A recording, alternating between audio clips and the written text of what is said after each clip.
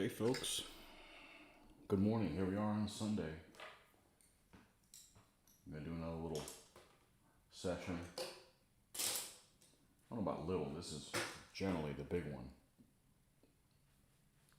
The big painting session.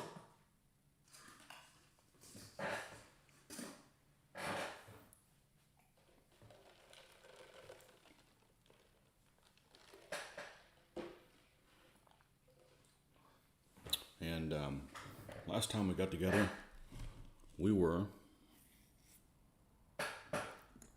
painting the, priming the, extra squeaky today. Land of the gripey chair. We're doing some Valakian troops here. We base these guys in black. This is all the light horse and the cavalry for these guys. I think I'm gonna have this raised more than, there we go, now it's at the full bottom. Maybe that'll stop complaining every single time I move an inch or half an inch. So these are all Essex Valakians. This is the cavalry units will be these three guys right here, the commander. That's the cavalry unit. And 3 units of light horse with some variety of poses.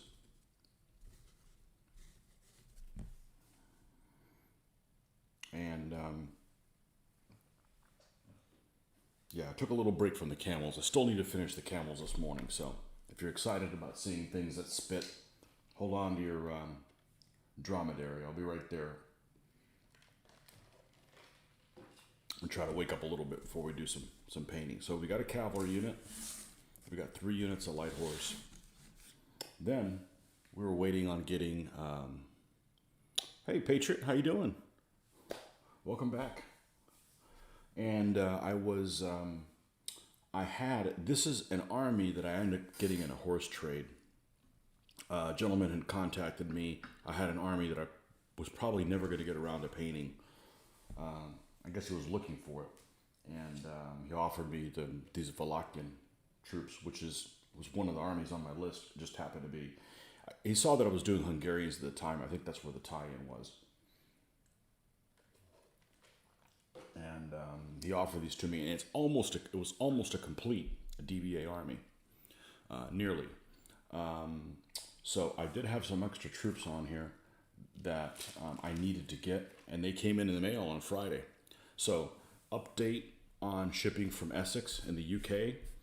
It's running back to going exactly a week. I ordered last Friday, and they came in on Friday. So they're back to doing it a week. Now, the new post-apocalyptic shipping still sucks because it's more expensive, but they tell you how much it's going to be, so you can decide whether or not you get it. But I got this small order. It was just 3 packs I got from Essex, and I'll show you guys what it is. One of these packs in particular is Essex does a pretty good job of showing what all their figures in the pack look like on their website. One of these packs is not pictured, so maybe of particular interest. Now, I couldn't do a proper unboxing because I didn't have time on Friday when they come in to do a video. I did want to take a look at it and make sure I didn't get the wrong stuff. So we'll take a look at that right now. Watch the drill fiasco. That metal just didn't support drilling, it appeared. The drills sucked. The drills were piece of shit Chinese flat nose things. But you know what? We got through it. If you give up, you're never going to get to where you need to go if you give up. So it's unusual that I encounter something like that. And I'm not saying that I'm perfect by any means, but I tend to not write checks my ass can't cash. So I don't get involved in things that I normally can't handle. So it's okay. We got through it. But it did involve getting some other drill bits, and half of them were junk too. But they supposedly weren't made in China, but there's just crap everywhere now. Can we go back to the 1980s?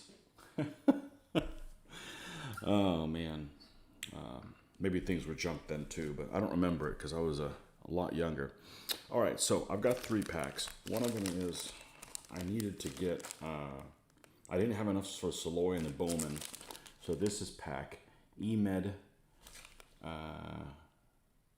EMED 75, Eastern Medieval 75, and we'll take a look at some of the. Take a look at some of these Bowman. This is just a Bowman variety of poses. And you never know what assortment you're going to get. So these guys got a fur hat and a fur coat. I mean, it's like literally they took it off of a bear or a wolf or something. So that ought to dry brush nicely. And I say dry brush because I do kind of dry brush a little bit. It's kind of a wet dry brush what I'm doing on that. But these two are both the same pose. Here's another woolen dude. And this guy's kind of at the ready. Kind of have these hats almost look Viking-like type hats, but okay. So we only got 3 different poses, but we've got other guys to fill these in. So I'm going to set these guys off to the side. I'm going to try to pick the winners and losers with the other ones and assemble those troops. The other one is this is Eastern Medieval.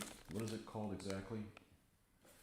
This is XMed 3 generic Eastern European peasants. So I have 1 fast horde stand I need for these guys.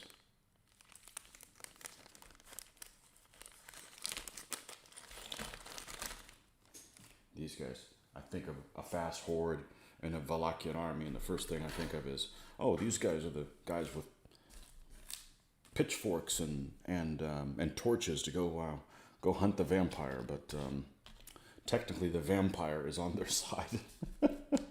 This is before all the vampire crap. So, all right, let's take a look at what we got here. We got a guy here with some kind of a flail. And a peasant guy here with a halberd. Almost looks like he's got some kind of a monk garb, but one guy with a sword, a halberd, bearded guy in a different pose, and 2 guys with sticks. Okay, so more than likely the horde stand is going to be 1, 2, 3, 4, 5. 5 different figures. So I can tell you right now, that's what that's going to be. So let's just put these other guys away.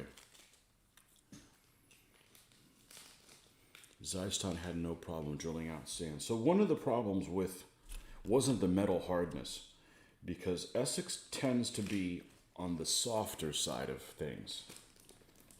Their alloy is still, it's a little stronger now than it used to be, but it's stiffer now than it used to be. The problem is the stand, the hands. Oh, and it actually wasn't even Essex. It was minifigs. These actually are really soft. The problem is the hand is, minifigs' hands tend to be more correct sized. They're not oversized. So I needed something really small, and the really small things I had blunt ends. If you looked at it with not a microscope, but if you zoomed in, it was literally like a piece of metal, flat end, and it just wouldn't grab. So that's the only drilling issue I've ever had, believe it or not. So, and I drilled them because I'd paint them in a month of using them. They'd probably just break off. So I would have wasted all that time. So, okay, and here is the code that there's no pictures of. This is artillerymen in boots and fur caps for use with any Eastern European army. It's code RR1. I don't know why Essex decided not to put pictures of these guys online. It's not like they look like crap or anything. So let's take a look at these guys. These are for the artillery element. One of my favorite elements to paint is artillery. Okay, so we got this guy. We got 2 of them. We got a scrubber. We got 2 scrubbers. Guy, it looks like he's in charge. and a guy with a pail. So right off the bat, we need 4 guys. So it's going to be this guy, these guys, and these. So these 2 are going to be extras. And you never throw those guys away. I had a friend of mine who he refused to buy individual packs because, I don't know, he had some personal drama where he couldn't have any extra figures. And I'm like, you want extra figures? I may be building a Turkish army or a Persian gun and I need a guy. I'll modify one of those guys with a different helmet and bam, I got a guy in the army that I needed. You know, you never know when you're going to need these extra figures. Okay, so there's those guys. Okay, we're going to mount these guys on pennies. These definitely are part of that group. These are part of that group. Let's see if we can find... Oh, here's the artillery piece that we're going to use. We'll put this over here. And let's see if we can find where the extra skirmishers are. I know I just haphazardly moved them off to the side, but they're here somewhere. If not, we'll move forward with this stuff.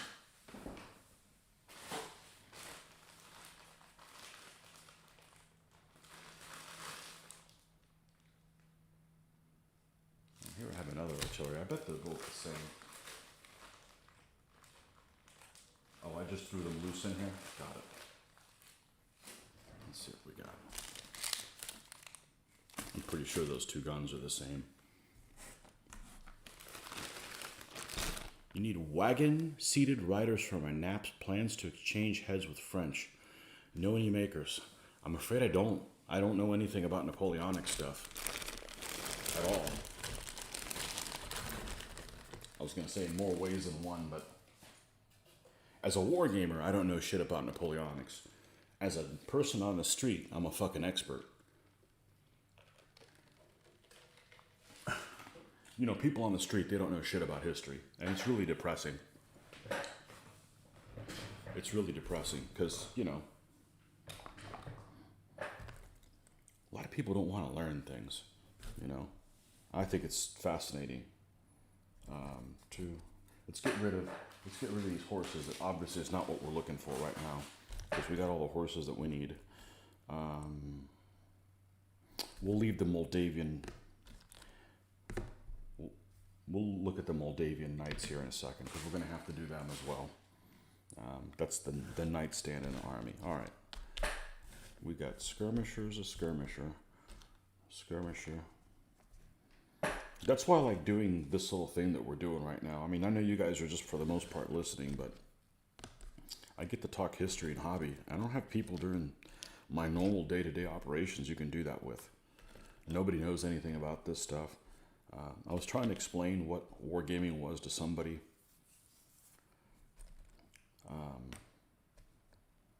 Several years ago. Actually, it was about 2 or 3 years ago before it dawned on me. People don't understand wargaming, even from the most basic level. Because when you first try to tell people what your hobby is, you tell them, yeah, I'm a historical wargamer. And they're like, well, what is that? And I'm like, well, I play historical games, you know, and their first reaction, almost to a man, to a person, to a woman, because I've try to explain it to people of the female persuasion. I guess, is that the correct way to say it now? People that are persuaded to be female, you know, to women. And, and the first thing that dawns on me is that they don't understand. They'll say something like, well, what's the point in that? You already know how it's going to turn out. And I'm like, I had to like take a step back and realize, oh, wait a second. They don't understand that it involves dice and probability and, you know, it's like chess, but rolling dice. You know, if it's a foregone conclusion, yeah, who the hell would want to do that? But yeah, they didn't, I had not counted on the fact that they didn't realize that it involved dice. But it wasn't gambling. I guess you could wargame for gambling, but I'm just always looking for somebody who's even interested in history, just a little bit. Just give me something. But I don't get to talk to people on the street about this. And And I'm not into sports at all, never was. So I'm not saying I'm an introvert. I just have trouble, I'm sure this probably happens to all of us. You have trouble trying to find common ground to talk with people on the street about. I'm not into sports, so I don't do the sports scene. And recently got into cars lightly, very lightly. Not, we're not doing anything major. So that's kind of a little easier. But history is just, nobody's interested in it. I don't know. I'm sure you guys may have experienced something similar to that. Okay, so this is the guy that we're going to use as the Moldavian general. Stephen, whatever the hell he is. Stephen the Great. And then we've got lots of these knights. We're not going to mess with these guys right now. We're just going to put them off to the side. Okay, this guy's got chainmail. This guy's got plate. This guy's got plate. Well, I like the fact that one guy is looking to one side and one guy is looking to the other side. I think that works really well. We'll keep these plate guys. Not that I mind the chainmail guy, but okay, he already comes with a horse. We'll do one of that one. This horse looks like he's going to get thrown off the damn horse. One of these had a different type of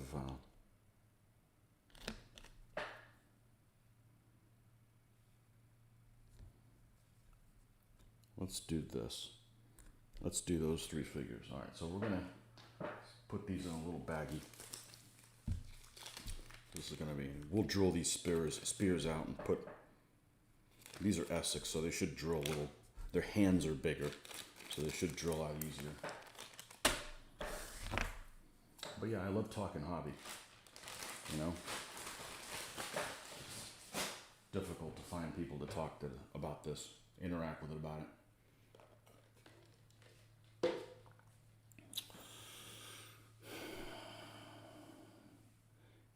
Any ancient makers, I'll convert them. You need seated riders for my naps. I bet I can find some.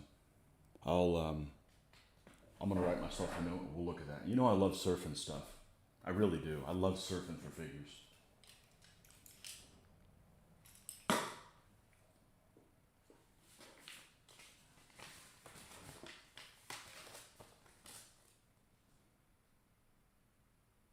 Oh, so just to give you an idea what cost-wise on these 3 packs is. So each one of these packs was £4.20. Okay, so that's $12.60, right? The minimum shipping from the UK was $9.95. So it ends up being about £7 a pack, including shipping. That's pretty expensive, but it's either that or you don't have the right figures for the army. So it's not that I'm not going to mail order things overseas. I'm just going to be a little bit more careful. Make sure you don't order things until you absolutely need to have them. All right, so what are we looking for? We're looking for seated wagon riders. Nappy. Can you say nappy when you're referring to Napoleonic stuff, or is that still verboten?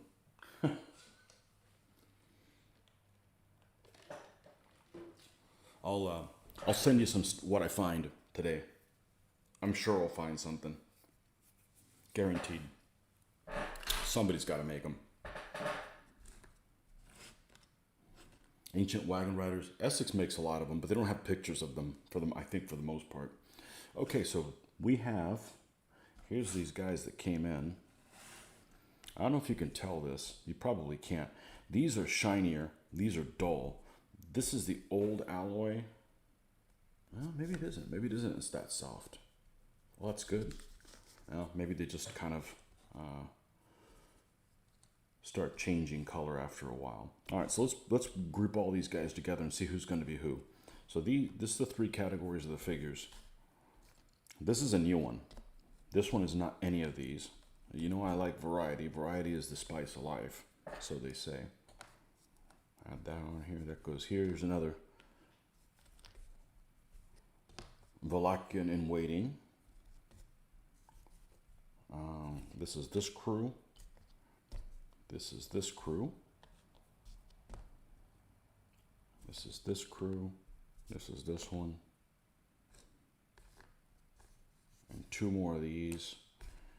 And these guys almost have, I believe these are Serbian figures. They almost have, you'll like this Patriot. This guy has detail on his shirt, almost like a hussar. It's got the type of those stitching there across it. Nothing on the back, just on the front. So two hussar-like folks. Okay, let's go grab my rules, which are up here. Because this army has skirmishers and it also has some bowmen.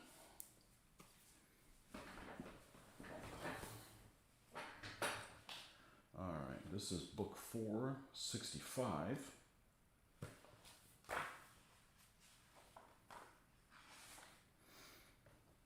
Okay.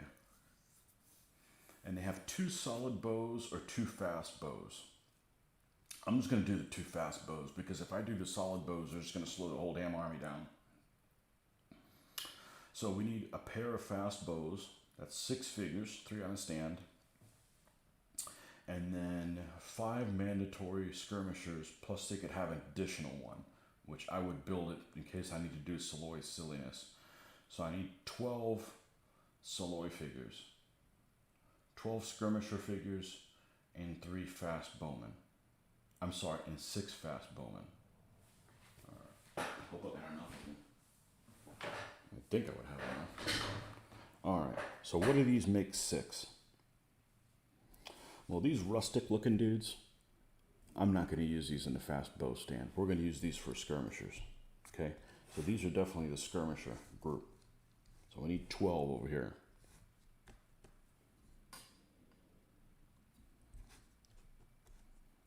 Okay, these guys are more civilized, more uniform, so they're going to be part of the fast bow group.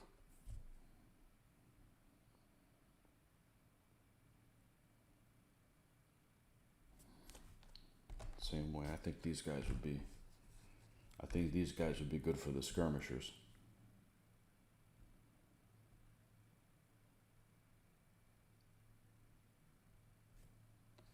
I think that's what we're going to do. These guys have helmets, so to me that means they're a little bit more organized. So 1, 2, 3, 4. So we'll have 2 of these guys and then 1 of these. Oh, look, these 2 figures are actually different. I didn't notice that. One of them looks like he's drawing an arrow, and one of them is getting an extra arrow on there. I just noticed that. I wasn't really looking for that type of thing. Essex makes some different figures. It's just you don't get to pick how many of each you get. It's just kind of, you get what you get and you don't get upset. 1, 2, 3, 4, 5, 6, 7, 8, 9, 10, 11, and I do need a 12th guy, so we are going to throw 1 guy in here. There you go. That's how it is, and these are you guys just extra. Alright. Let's get a couple baggies. Doesn't matter what they say. And put all these guys. Actually, I'm going to put these guys on pennies right now. So we'll leave that alone. Uh-oh, we got some other visitors. Welcome. James L. Welcome. You can keep me company while I work myself up to tidying the painting garage more. No problem. Hang on. The grognards don't like nappy.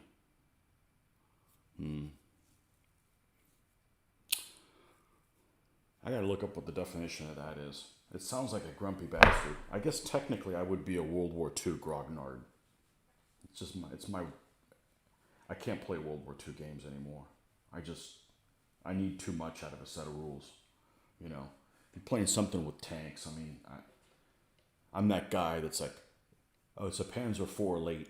Okay, well, is it a J or an H? Because I know the difference. I used to be a modeler, so not on the runway. I meant to ask. You say you don't send. You said you don't send me figures. Oh, you said don't send me figures. Yeah, because I'm not going to get around to them. I don't want people wasting their postage.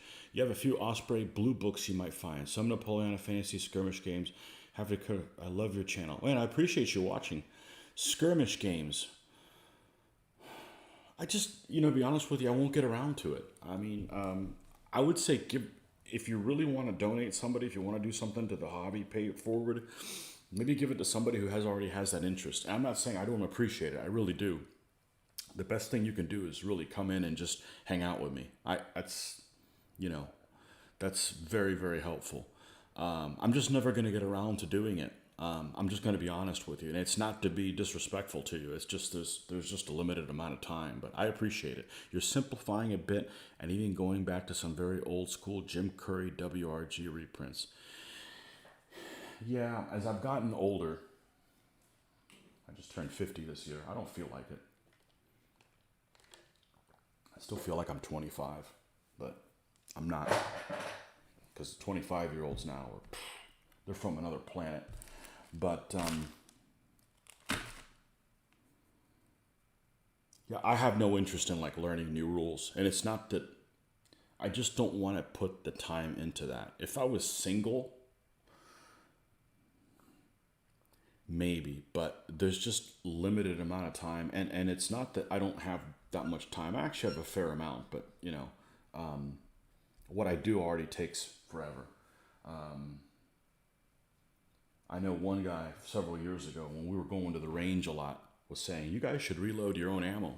And I told him, I said, I already have a hobby that takes forever. I don't need another hobby that takes forever, And so there's a limited amount of time that I have, but I much appreciated. Yeah, don't send me figures, and it's I'm just not going to get around to doing it. Like for instance, let me give you an example. Marty ended up giving me a bunch of figures, and these particular Moldavians were part of it. He gave me like a whole slew of them, and I only needed 2 figures. So, no, I'm good. I'm much appreciated. Just hang on for the ride. Okay, let's take some of these guys. Oh, let's take a look at the artillery piece. Everybody always likes to look at guns, right? No, technically they're cannon, right? Bombards. I think these are the same. Yeah, okay. We're only... Let's save the other one. I got some Persians that'll probably need one of these guns as well. Cannon, sorry.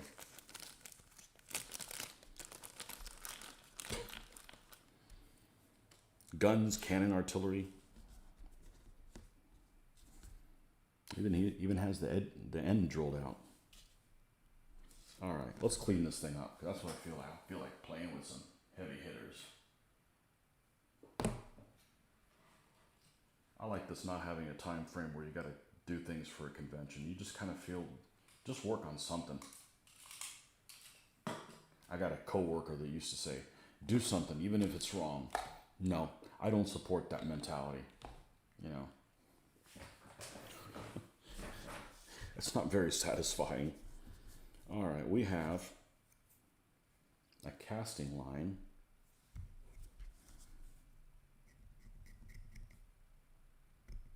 I don't know if using the back of this would work. Maybe it will.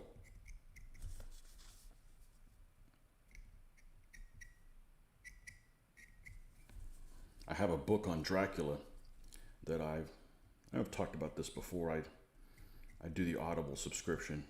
I did it for a few years and then stopped for a few years, and I've been doing it for about 3 years now. And it's pretty good because it makes time go by really fast. So I still call it books on tape, even though it's not on tape. I still listen to audiobooks on my commute, which isn't an extremely long commute every day. And then now I've been doing it when we go to the gym. I'd rather do that than listen to music. And actually the one that I actually purchased a book before it was released. It's the new Dan Jones, his medieval thing. I don't remember what it's called. I brought it up, so I'm going to have to figure out what it's called.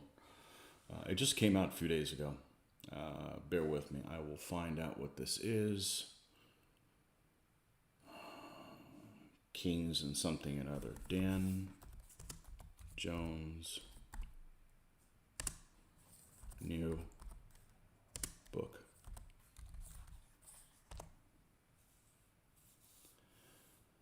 Powers and Thrones. And I've been listening to that lately. But I did listen to a book on Dracula, which is kind of historical fiction. I knew this army was coming up at some point. Kind of it was on the short end. What did I do to myself? Did I just kick myself off my own? Did I just do a boo-boo? See if I can get back to...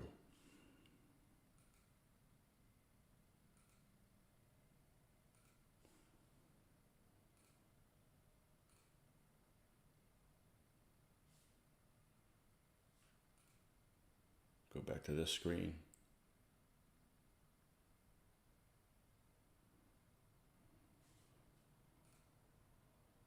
Okay, there we go. Hopefully you guys didn't miss any of that. Hey, I'm a painting guy. I'm not a technology person. That doesn't mean I don't know how to surf on the internet, but there's people that are excited about how computers and all that stuff work. I don't give a shit. I'll be honest with you. I don't care. And even if I did, by the time you figure it out, they decide to change technology every year. I'm like, I don't keep up with the Joneses. Okay. Naps or diapers in Europe. All good, because definitely find somebody. You mentioned Dragon Rampant, have a copy for sure. Nah, save yourself the shipping, please. Then I'll feel guilty that you gave it to me, and then I'll feel like I have to start working on it. No. Please don't send me anything. I don't want to feel guilty. I did. I looked into it, watched a couple videos, and that was it. That's satisfying. And I'll do stuff like that. I'll do like, hey, I wonder about this. So I'll watch a couple of videos on it, and that'll satisfy me. And I'm like, okay, good. I can go back to what I'm supposed to be doing. You like grognards, but I couldn't impose that level of restriction on myself where I say I couldn't field earlier looking and later looking troops. Sometimes not knowing is better.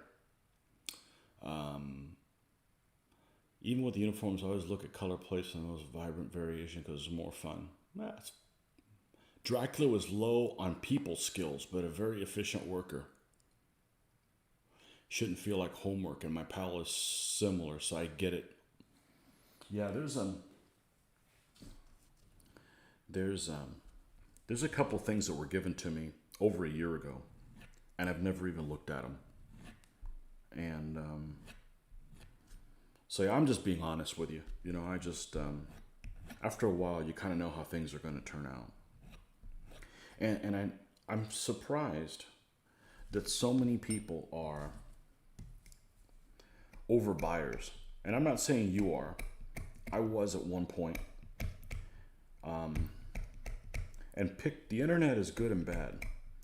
It's good because you have pictures of things on there so you can see what you're going to get.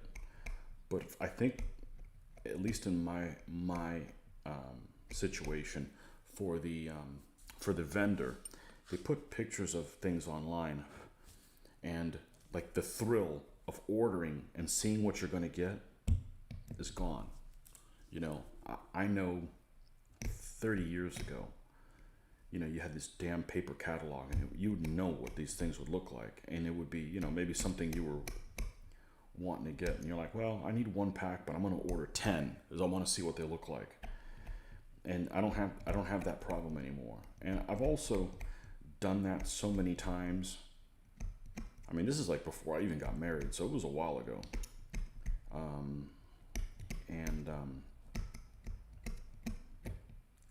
It's unsatisfying to buy things and not do anything with them. So, and I don't know that I don't think that it's being thrifty. It's just coming to the realization that, look, I've made this mistake, so to speak, so many times in the past, and it didn't feel good about it. It's not about spending money. It's like, how about spend money on the stuff you're going to use?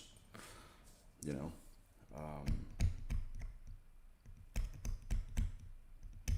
So I'm not one of those people that goes to Historicon and spends, I don't know that I've ever spent more than $150 at Historicon on stuff, and that's probably on the high end. Now, if you go to the flea market and everybody's selling figures at $1 a pack, yeah, I might get into trouble.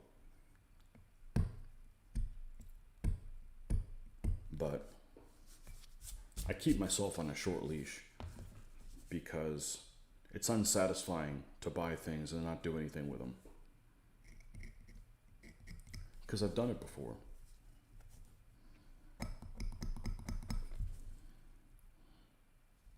Okay. Let's see if we can.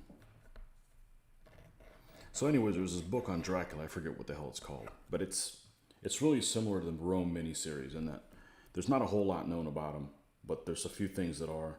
And this author decided to add a bunch of conversations that there's no proof that ever existed. You know, just like Rome.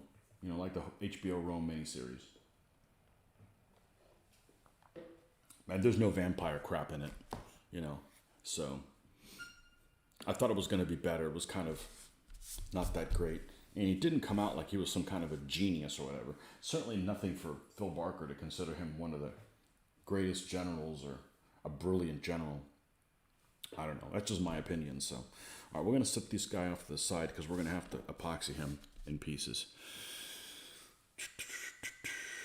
Your channel is one of the greats for sure. Well, that's one of the nicest things anybody's said in a long time. I appreciate it. Well, that's just coincidence. I'm not trying to outdo other people. The greatest channel of all time, I think, is those guys that do the racing, the diecast thing. That guy's brilliant. I'm nowhere. I'm just hanging out here. So thank you. I'm glad we're providing our own. We're holding hands, trying to deal with our sanity together, keeping it together. You were a massive overbuyer, and then I deleted eBay and realized I was hooked on the dopamine of the buy button. You know, I can't tell you how many times I've put something in my cart on Amazon. Because one of my favorite things to do would be if somebody says, "Hey Tony, I am looking at buying whatever army. What figures would I use?" Or maybe I'll get an idea, I'll watch a movie, and there'll be and I go in there, I'm like, oh man, all right. So I get these guys from Peter Pig, and I get these guys from the other ones, and figure out how much it would cost, and which figures I would buy, put them all in there, figure out how much it's going to cost, and I go, okay, that's done. And then just move on to something else, because that's a big part of the thrill. You know, obviously when you're done, it's a lot of fun. Figuring out what you're going to do, I enjoy that part. I'm not big on planning, but I guess maybe that's the one thing I do enjoy about planning. I don't know. Still very happy being off work from medical to have something to look forward to, but 2022 is a year of little or no purchase. Well, if you overbought, you got lots of stuff. Last thing I got was old school D&D rules just for fun. Yeah, I'm not opposed to playing fantasy. I just like I'm just not a role player. Like if you have a fantasy game and you move from square to square and you have tactical problems and stuff like that, yeah, I'm all for that. I played a game, well, it was many years ago now, 10 years ago. I never played Hero Quest. And with this guy that painted all the terrain for it. So it was like 3D terrain for Hero Quest. And I never played Hero Quest before. Dungeon crawl type of thing. And the way he played it was everybody got randomly assigned a character. And I got assigned a dwarf. I'd never played a dwarf in my life. Ever. And I had such a blast speaking with a bad Scottish accent and talking. Everything was about me getting drunk, how I needed to use a step stool for everything, and how well endowed the character was. I had a freaking blast, had everybody in stitches, including myself. Don't really care, not that I'm a comedian, but I don't really care for stand-up comedians that don't laugh at their own material. It's not like they have to constantly laugh, but you know, the deadpan delivery, it's just, that's not my thing. I'm here to have a good time. But yeah, that was a lot of fun. I'm not opposed to fantasy. There's nothing to learn with fantasy. I don't know if that makes any sense, but you don't get to like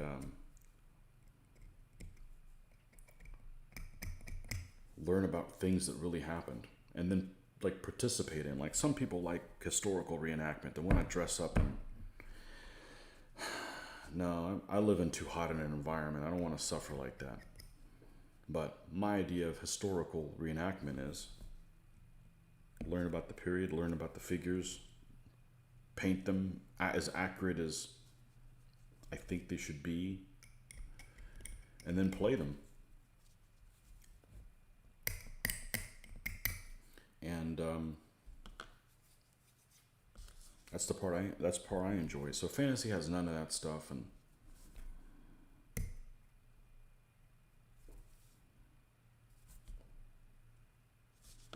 like I had hardly any flash.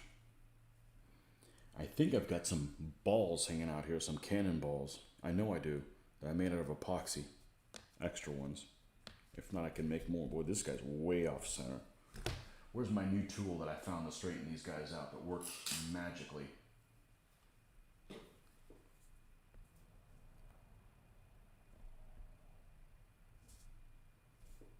Okay.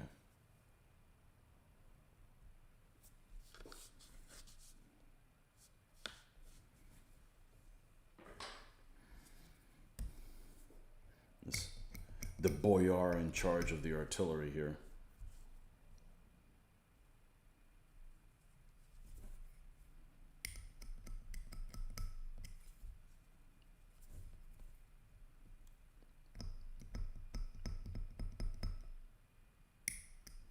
Yeah, I mentioned Dragon Rampant when I was talking about that Atlantis setting, but that was fine. I salivated and found out.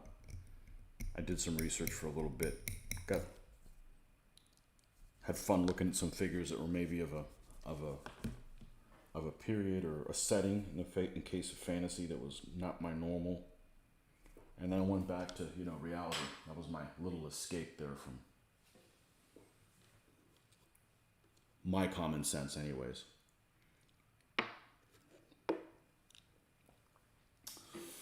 You don't know much about the theater of the game side of things, but the art is excellent.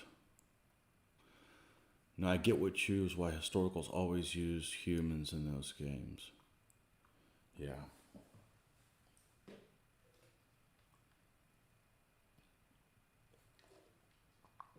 And I don't know why, but it is. I don't know why. Put the gun crew guys over here. I don't know why fantasy and science fiction are a lot more popular than historical stuff.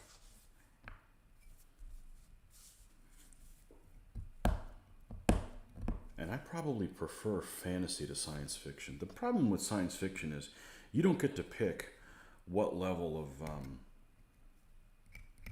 technology that science fiction has. And there's all kinds. But there's some things that just don't make any sense, like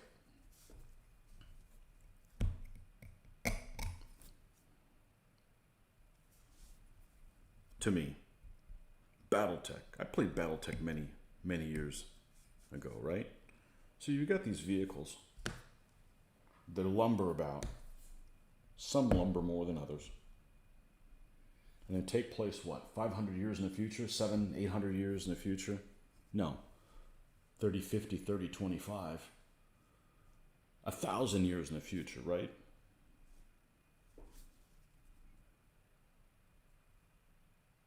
But they're really a lot more inaccurate than any modern military hardware they have of this day. So, what the hell happened? You know, and I'm talking about even if you say, oh, well, there was the succession crisis and the technology got lost. Okay, let's look at the Comstar stuff. You know, they, it's just, the technology doesn't make sense. Like you can travel through space, but these vehicles that are a certain distance from each other can't hit each other every time. It just, you know. But it's a fun game. Well, I haven't played it in a long time. I have played it. The computer one's excellent. It's really, really good. It looks right, and the new one by Harebrained Schemes came out like 3 or 4 years ago. It's a wonderful game. So I will do science fiction like that, but you know, or you know, Warhammer, right? Warhammer 40K. You got a vehicle that's this big and it can't shoot like 7 tables away or 8 tables away, or even farther. It's just to sell figures. So you know, I don't care for the science fiction as much.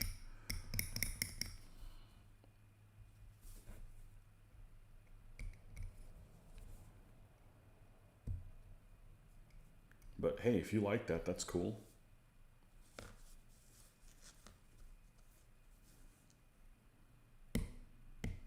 I don't go out of my way to watch science fiction movies.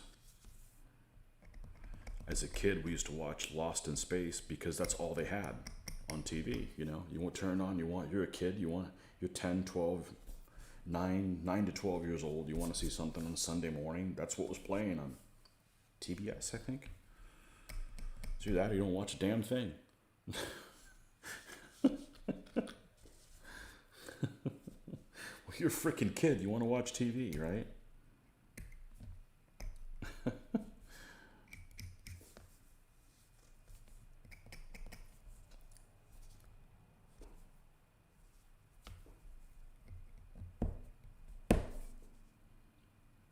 Ah, peasants. I don't know, would these guys technically be serfs? Probably.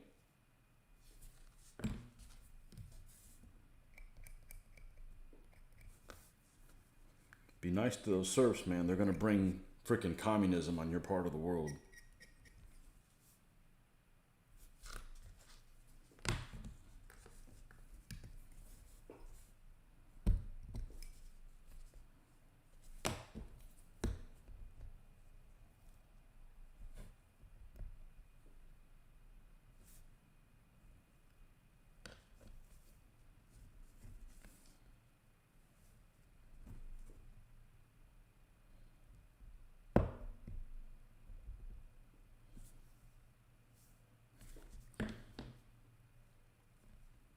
Guy with a whooping stick.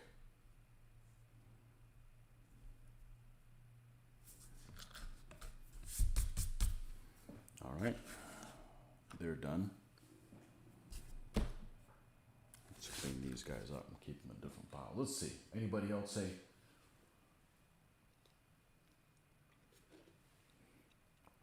No. Okay. You don't have to say nothing. That's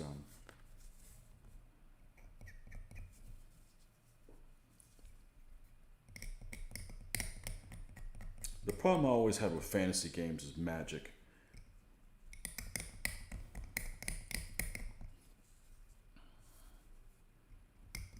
You know,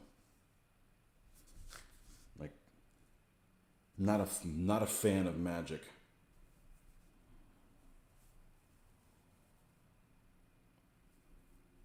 I remember there was a game I played many years ago called Baldur's Gate. And I've played a fair amount of fantasy things on computer. Big fan of Diablo, and ever since the first one. Played a lot of that and things of the like. Not the very role-playing game ones, but the ones where, you know, you're treasure hunting and finding stuff like that. So anything that's that kind of a thing, I'm a big fan of those. Doesn't matter if it's a fantasy setting. I like that kind of stuff. And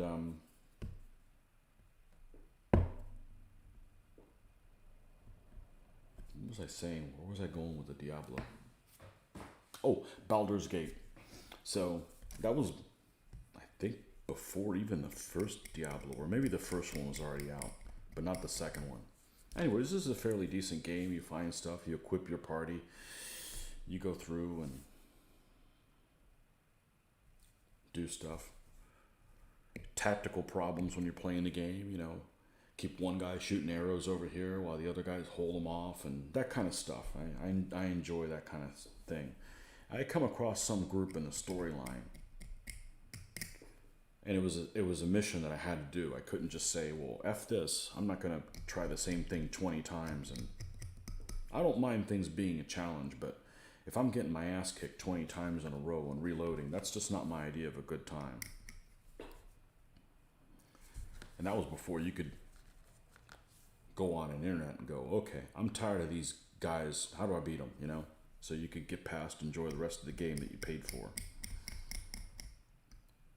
This particular group of, I want to say it was archers, and it was these archers that had these magic arrows, like poison, some kind of debilitating something, or life stealing, or something like that. It was, I don't know if it was, you got your party of 4 or 5. I forget what the game is. I think you could have 4. I think you could have 5 players or whatever. You're kind of like the squad leader of your party, and it's turn based. I can't remember if it was turn based or real action, but you could pause the game, whatever, and make decisions. Tell this guy to go over here, what have you. It's many years ago, probably 20 years ago, more than 20 years ago, something like that. And these guys show up with these magic arrows and just trash me. And I just can't get through them. I can't charge them. I can't, you know, I charge them. I try getting in, and I get destroyed. I tried it like 12 times and kept me from playing the rest of the game. You know, the magic was just too powerful. So, yeah, not a magic fan.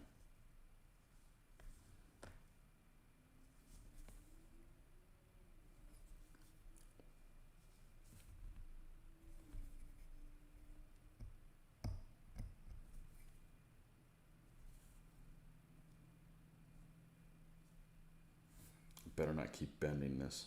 This bow looks like it could get compromised.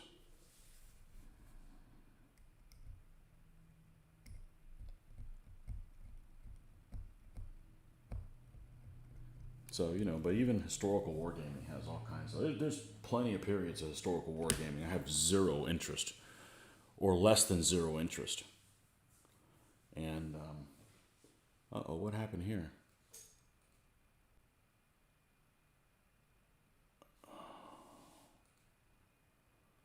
I think we're still good. It said OBS disconnected, but I'm still here. That's weird. Okay. I guess OBS can disconnect. I just can't lose my internet signal or I'm screwed. Okay, well, hopefully we don't have a problem. I've been, those glitches I was having a couple weeks ago have gone away. It wasn't that frequent. It was just a problem to get everybody in here all hot and heavy. You're doing your hobbies or whatever. And the next thing you know, this guy that's rattling off to you and keep you entertained disappears. You know, like my parole officer or something showed up, I guess. So, but,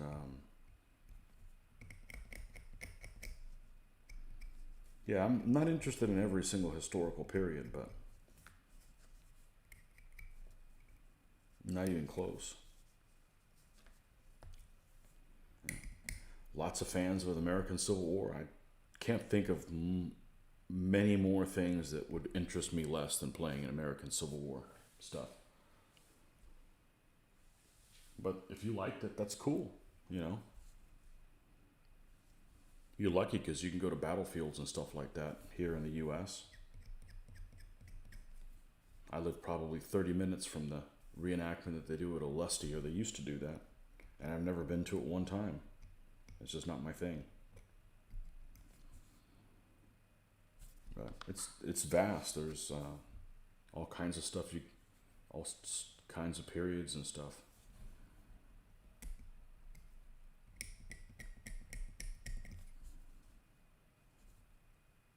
I was never into ancients or medievals or anything until I started playing this silly game. So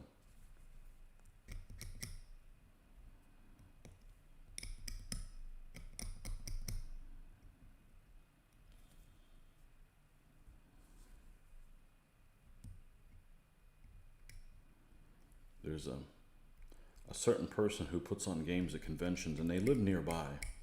They live in, I believe they live in Jacksonville, and they always put on beautiful games. I mean, he puts on games that would be War Games Illustrated worthy. But he's always doing periods of games that I'm not particularly interested in. It's always something American. So whether it's French Indian War or American Civil War, or it's just stuff I'm not interested in at all. I think he does colonial as well. But that's his choice, you know. I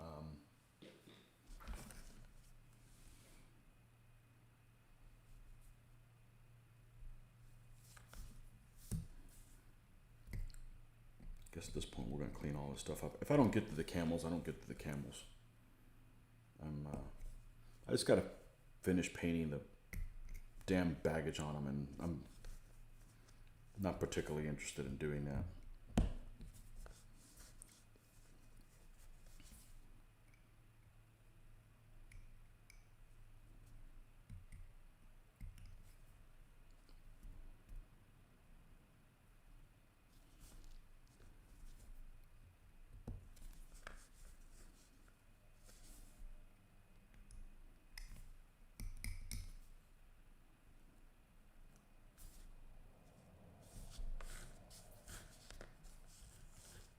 What I want to know is if everybody at Essex Miniatures, do they speak like they're from Essex?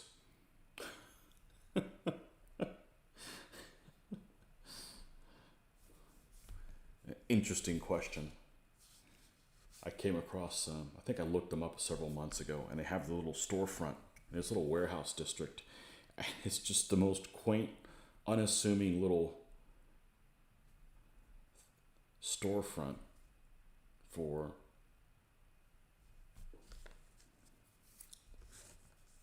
a little warehouse district. Not what I would have expected, but hey, if you're doing a lot of mail order, you don't need to have a fancy looking place to spend a lot of your overhead on. That's just going to raise the prices to your consumers. But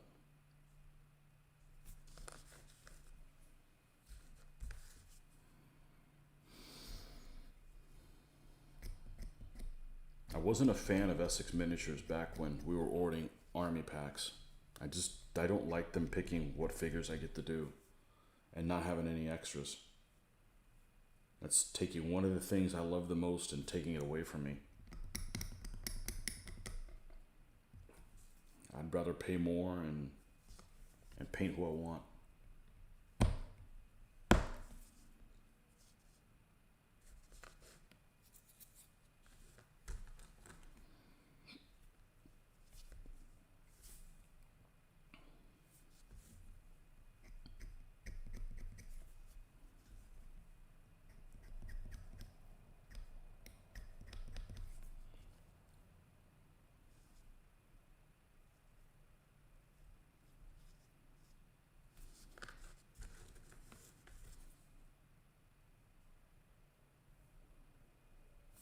I like my bows bent a little more. It doesn't look right to be. I guess technically when they get released, they should be almost like this. It just doesn't look right to me. I like them bent a little bit more.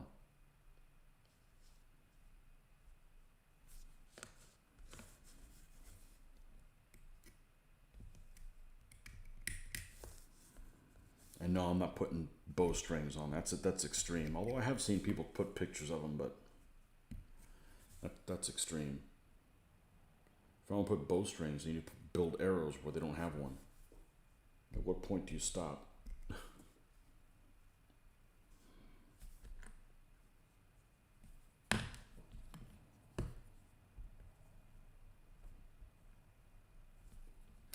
not really looking for methods that take even my painting process take even longer. I feel like I spend enough time on each figure as it is. I don't need any more handicaps.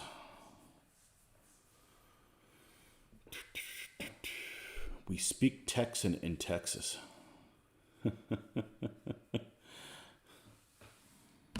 Yeah, I watched a couple of your videos, Patriot. You are not from the part of the country that you live in. I know what the people speak like in your part of the country where you live, and they don't speak like you. You sound like you're from a state that's near me.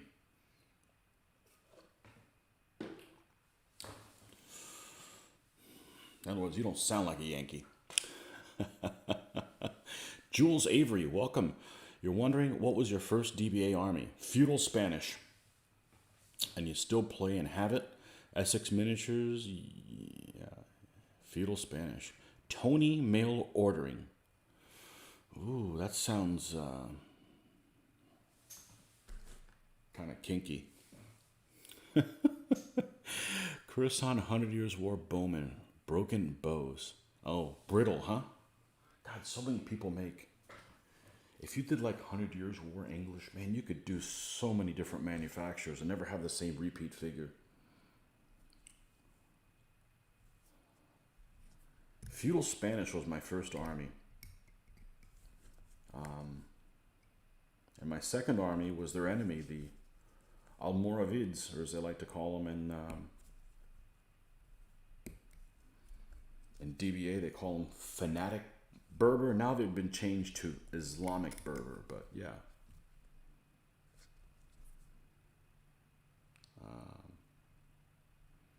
Ben Yusuf from El Cid.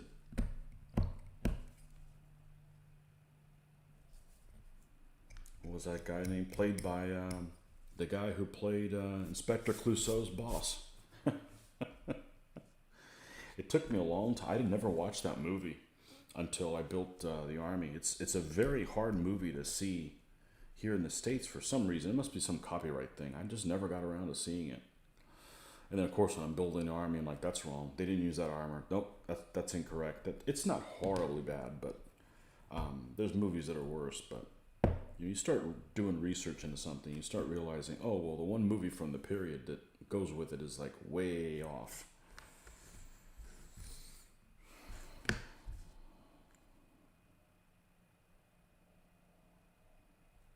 Yeah, for some reason, that movie is hard to...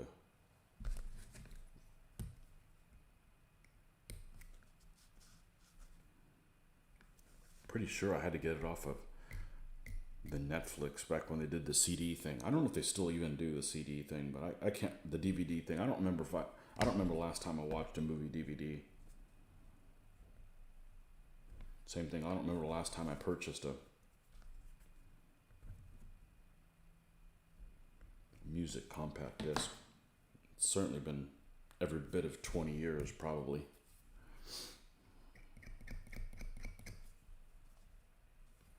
Feudal Spanish, yeah, I did it with Old Glory figures and minifigs, and I don't think there's any Essex in the army. It's not 3.0 compatible, so I do need to redo them, and the army got a little better, a little bit more rounded, well-rounded, so I don't want to add the extra figures because I did a different painting, a basing method back then. And I'd want to redo all the stands, and there's just better things to do than go back and fix things that you already have. Texan by way of San Antonio and Dallas. Haven't tried Mortimer Glory. Texas is an interesting place.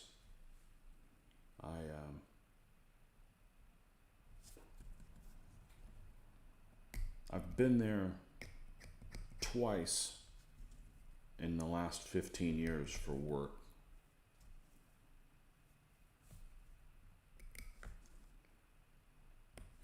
And I don't know about the whole boots thing. I should say, I don't know about the whole cowboy boots thing. I get boots, but I don't know about cowboy boots. That's not really my kind of thing.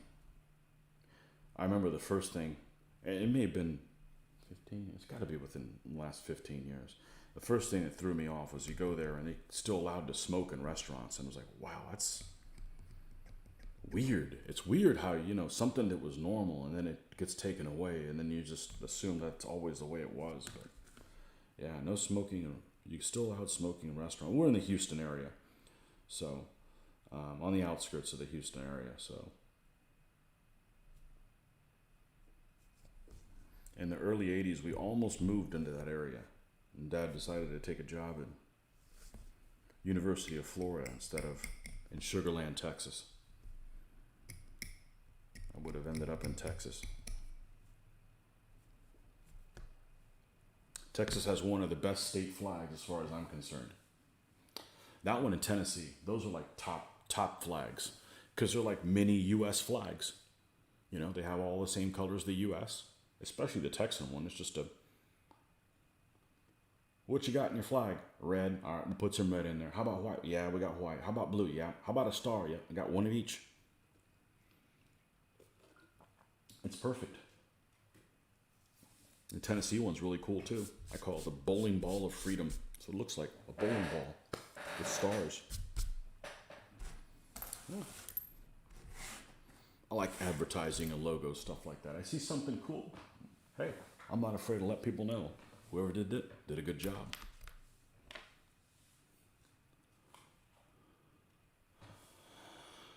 That's what you usually wear down to the store. The trick to cowboy boots is matching undies. Oh boy. I ain't that kind of cowboy. You don't own any cowboy boots. Okay. All my hexes come from Texas.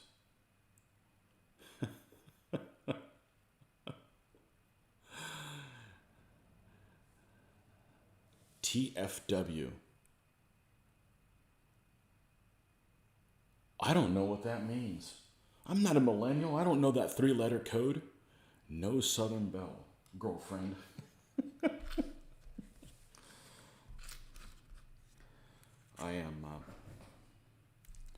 I'm proud to be from the South. I like the South. But then things can get too Southern. And to give you an example, there's a store, I don't know how long it's been around here, that recently opened in our town. It's a chain. It's called Rural King. And when I set foot in there, because somebody said, oh, you got to go check out. They got ammo and they got, stuff you might be interested in. I set foot in there, and it reminded me of what would have happened if the South would have won the war. And, I like this. I don't have a problem with rural things, but man, it's a little too uncivilized for my taste. It would be the opposite of, man, I don't know. It was scarring, and I've lived in the South my whole life, but South Carolina is south of Florida, if you know what I'm saying. So, these are the Bowmen. We don't want to mix those guys up. I'm definitely from the South. I think, Texas would be fine. I'd fit in just fine there. I'd fit in a place like Wyoming or...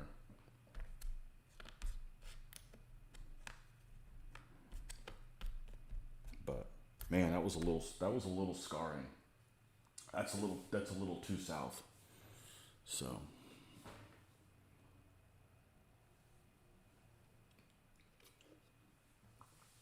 Love that accent. You don't like dueling banjos, man. I can't listen to I don't like banjos or I'm not a country music fan. Sorry. I guess that's where I draw the line. If you like it, that's fine. The fiddle. Not a fiddle fan. 1, 2, 3, 4, 5.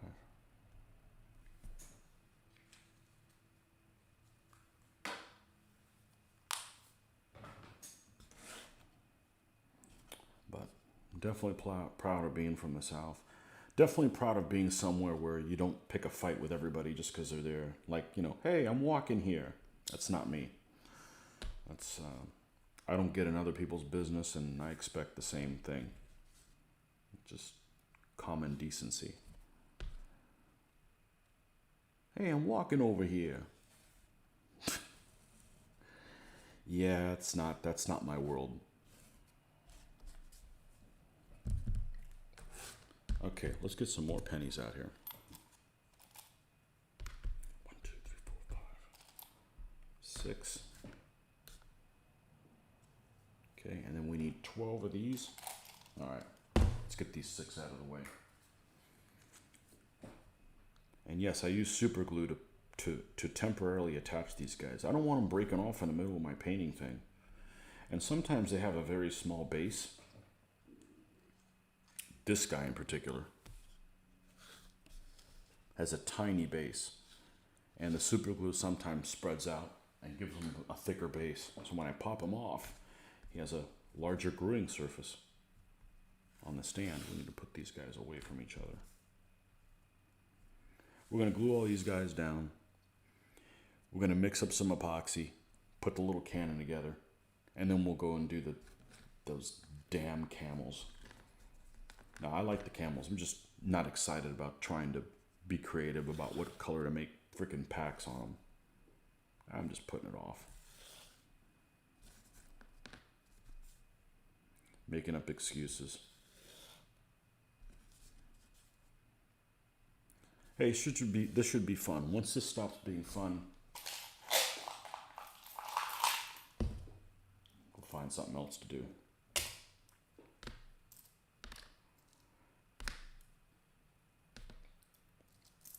Coins that will never see circulation again. 1, 2, 3, 4, 5, 6, 7, 8, 9, 10, 11, 12. Some people get cute and said, you can't modify coin. You can't do that with currency. No, what you can't do is you can't modify it. Like, you can't go and take this and turn this into a freaking dime, you know?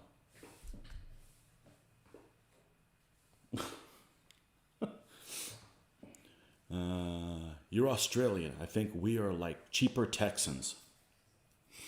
Impossible Texans. People from the South generally seem very nice. Well, there's assholes everywhere. I'll say I've never met an Australian I haven't liked. I said that to somebody. I said that to Australian Greg, and he says, oh, we have our share of arseholes. Well, they are everywhere. But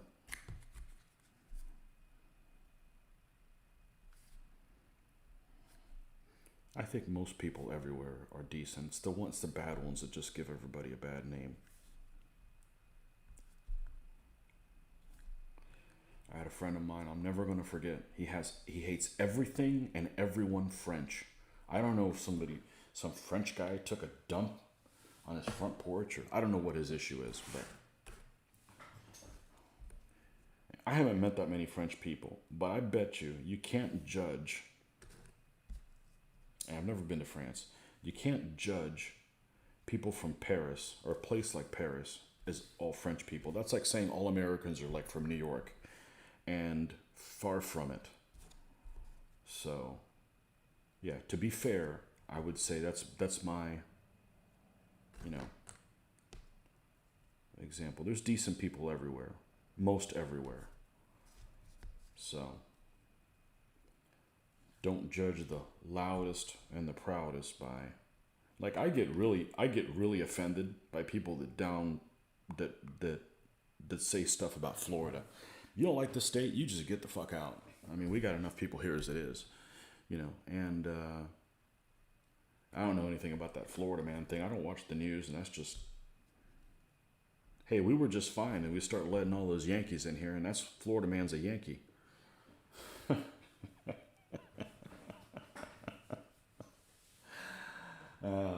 If Florida sucks so bad, don't come here. Go stay back in your state that you ruined with all the laws you created for yourself.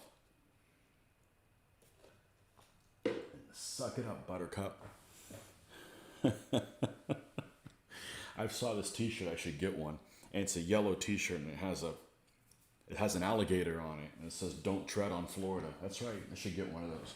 Leave us the hell alone.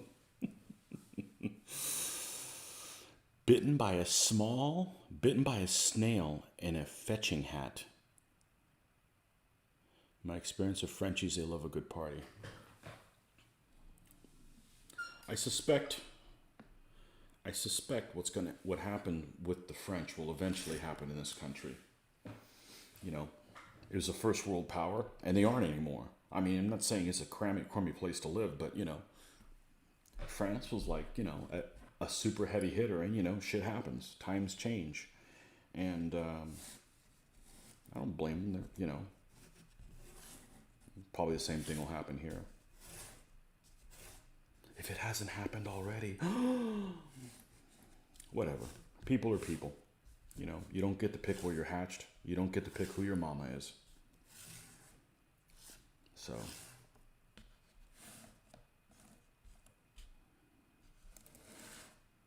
I put these guys in a group so I don't get them mixed up. And let's get Mr. Epoxy out here and put the boom boom together. The boom ba.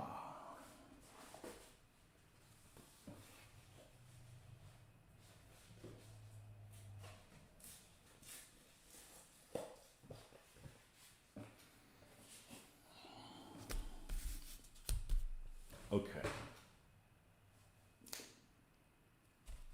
Where is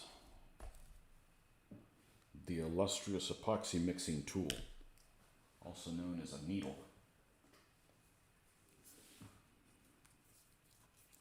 Let's mix up we don't need very much.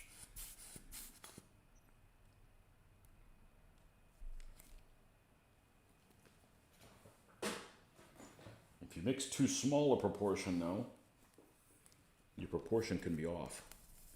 If you make too much, then you waste too much. Oh boy. This is the thicker one, and it's thick. Let's see if we can.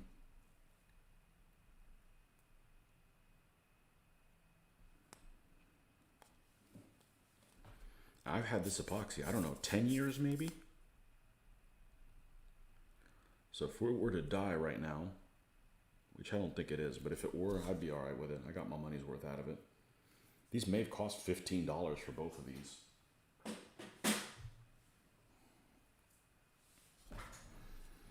My first experience using epoxy in the 1980s, it never set. It never set well.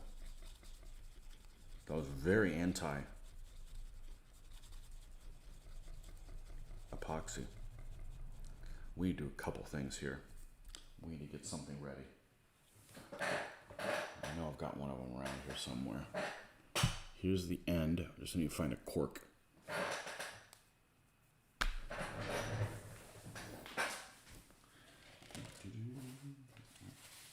Oh, here it is. There's one already assembled. We're going to mount it on this thing when we're done, so we can paint it. Should be a flat spot on the bottom. Yep, in between these two things. Now let's take some of this stuff off while that sets a little bit.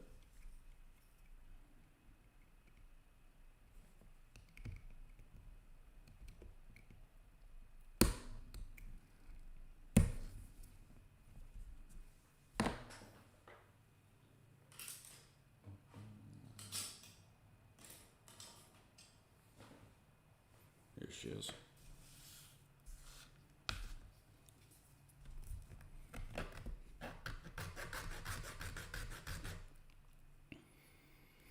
Don't like the big cities anymore. I want to live in the country, but teaching cows D&D is hard, man. Yeah, I get you.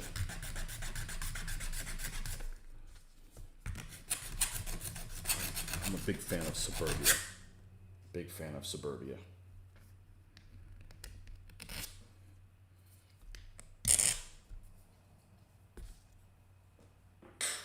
But I'd rather live in the country than in a big city. I can't live in a place that has high crime.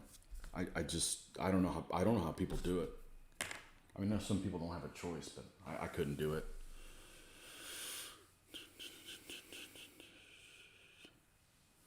Yeah.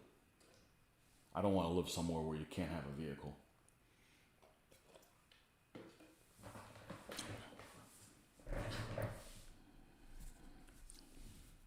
Like New York City. Well, nobody has a vehicle. Yeah. No, not my thing. Not my thing. Nice place to visit and then go, God I don't live here.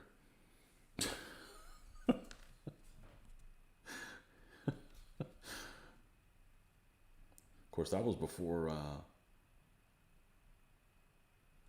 I was after 9/11, but it was before the pandemic. I don't want to live in a big city. Any of those places that have all those riots, you can have that. You won't see me in any of them.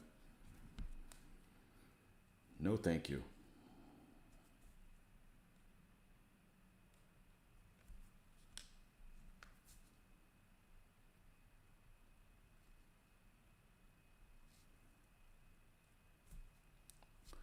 No, thank you. Not my cup of tea.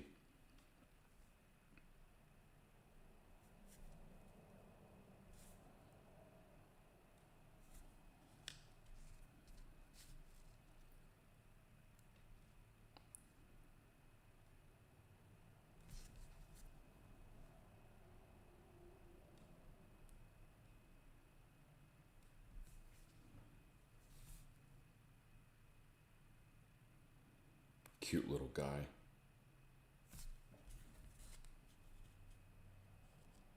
Now,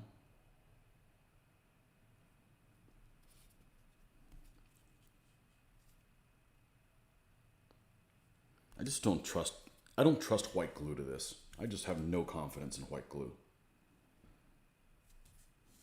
I know lots of people are fans of it. Not me.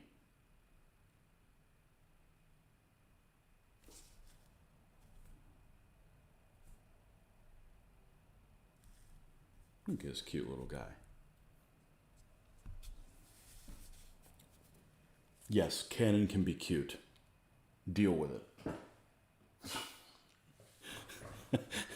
A lot of my old friends are playing a K in rent and week just to live in town. A what? Okay, that's Australian. So I don't know what the exchange rate is, but let's just say it's not $750, but say you were paying $750 a week. Yeah, no. No, that's crazy. That doesn't cost that. Yeah.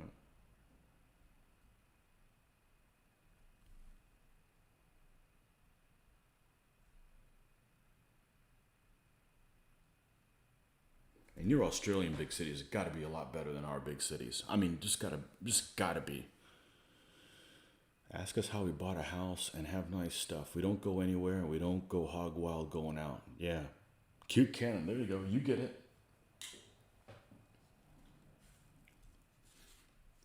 This is pretty much a Wargamers channel, so I don't get asked this, but I'm surprised I haven't been asked, why do you always play war games? Because I like playing games that involve conflict, death, that kind of stuff.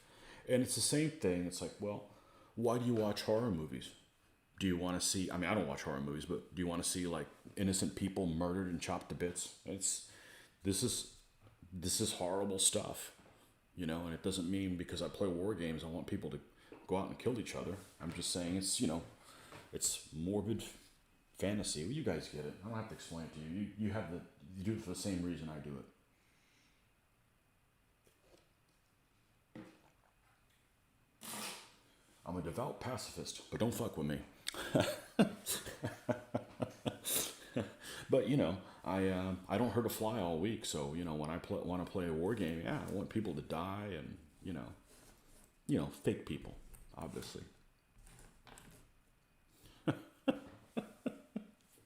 Preaching to the choir here. Let's move the gunny over here. Oh, see, this is why I use epoxy.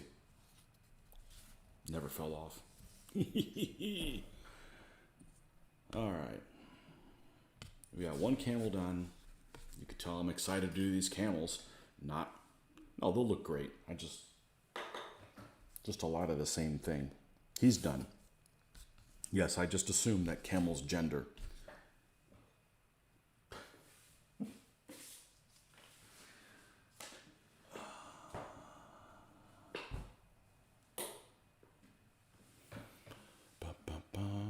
Historically, most hoplite battles, the losing side would take 10 to 15% casualties. Yeah. They claim like those the battles with the condottieri, the mercenary commanders of the early Renaissance, late medieval in Italy. They're all mercenary forces. There's several battles where supposedly no casualties were done. They just like outmaneuvered each other, and then the other. I don't know. I don't know. You know, a lot of this stuff we'll just never know. But that seems a little far fetched. But who knows? You know. Even most Napoleonic battles, it was more about wearing the other side down. Modern warfare is very destructive on the other hand.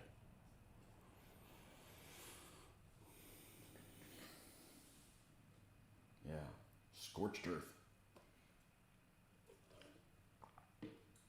One of my favorite conflicts, again, not being a sadist, but one of my favorite conflicts to game is the Eastern Front, World War II. Probably my favorite conflict to game, period. Bar none, probably won't be a favorite one other than that, is the Eastern Front, World War II.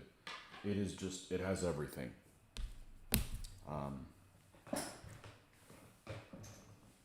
It's fascinating. And I don't talk about it much because I'm World War II'd out.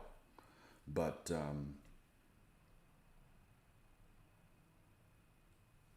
you know, on a scale that hopefully will never be repeated.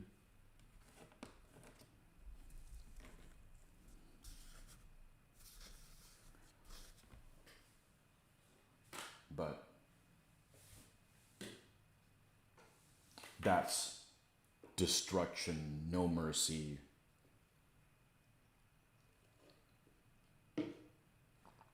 Kind of stuff. So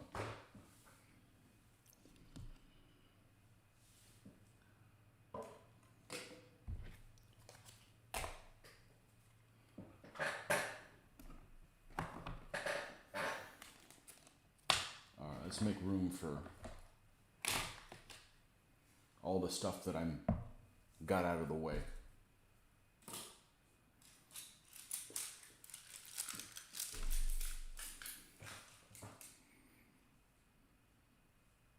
Find Eastern Front interesting, but I recently bought some 172nd 8th Army in Africa Corps. Dude, that's number 2. I love that stuff.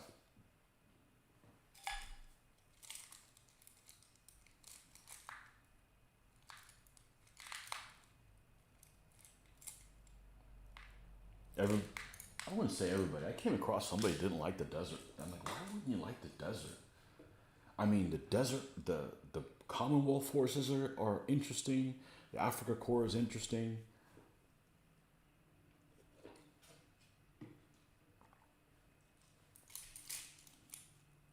Probably the most honorable, I don't know, the most civilized theater in World War II.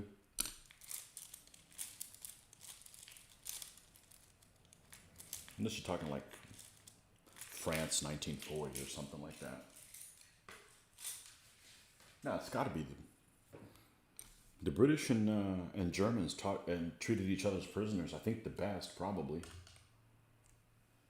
You'd think it would be terrible, you know, fighting a second war, like, you sons of bitches again, you know, but that's what I heard, at least.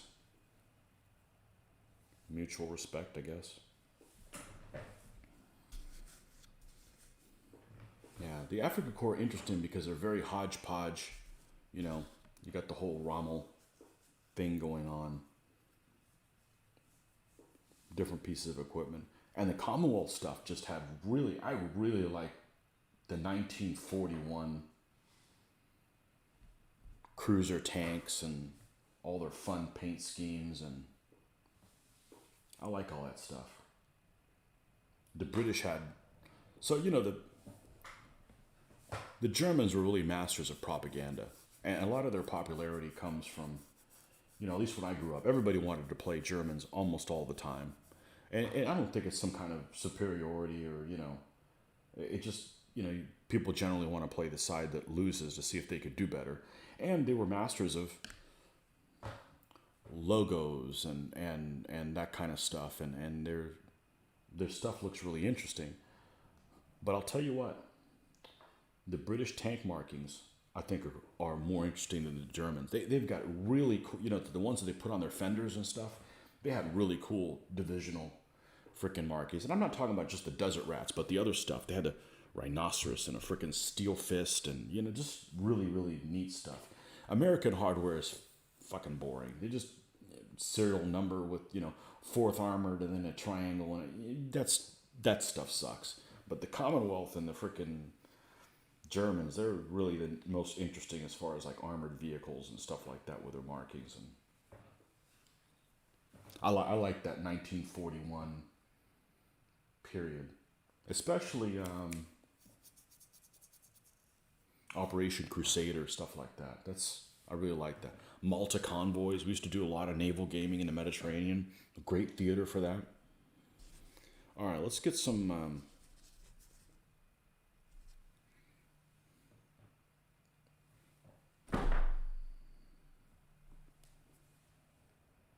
This is kind of crazy green, but we'll make it work. Interwar style turrets.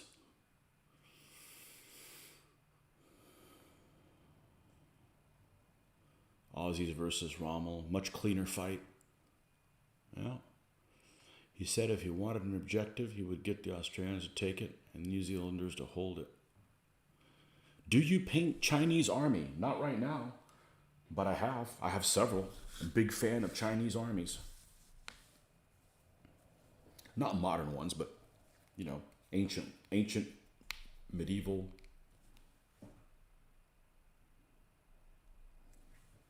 I just wish more was. The problem about Far Eastern stuff is a couple things. Well, one of them is the problem that everything has that's ancient is not a lot of things were written down. And then a lot of things that were written down didn't survive. Or it survived and then somebody took over and they didn't like what they had to say about it, so they destroyed everything. And it's like, man, millions of people have died for this. You could at least, something known about their efforts and tribulations that they went through. My least favorite thing about Asian armies, without a doubt, is their flags. You would think that they would have really interesting flags, but a lot of the Chinese dynasties just had flags that, they were big on using flags for obfuscating. Like they'll have a bunch of guys go over and they'll do a bunch of flags over on the side and think the army's going that way and it's going somewhere else. But as far as the flags of the dynasties and the things, you would think they would have dragons and really cool stuff. And there's examples of some of them being pretty neat for the most part. They're like the character of a dynasty, and it just kind of stinks because the rest of their army is super, super cool. And they are really good armies as far as they're almost all of the Chinese, Korean armies, Japanese ones not so much, but the Korean and the Chinese armies are really well-balanced forces, combined arms, really, really interesting stuff. And when we first started playing DBA, a friend of mine and I were really big into the Asian armies. And I was really surprised with a lot of people's reactions were like, well, I don't do Asian armies because I don't know anything about them.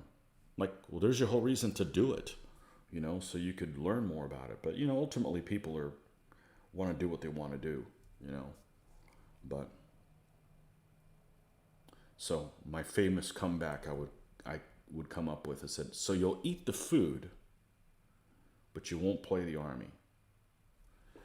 And I think the armies are fascinating. It's just hard to get information about them. I think it's been a little bit better now than it was 20 years ago, but still, it's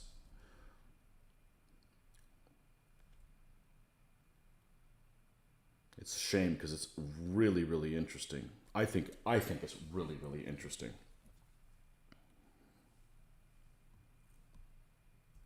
So yeah, I do have several of them, and I do plan on having more. Big fan. And I try to do my best when I pronounce their names. I don't want to mispronounce things. Tony, one of the best. Lee, look up his Asian armies videos. Yeah, I love the Asian armies. So A good Chinese sculptor with the research to make some figures, I reckon. Yeah. It's fascinating stuff, you know? And a lot of those conflicts in Asia are really similar to Eastern Front World War II. They are kill everyone to the last man type things. I mean, it's really morbid, but at least you should learn about that stuff. But this whole attitude that I don't know anything about them, so I'm not going to play them. Like, there's your whole reason to, to learn about it.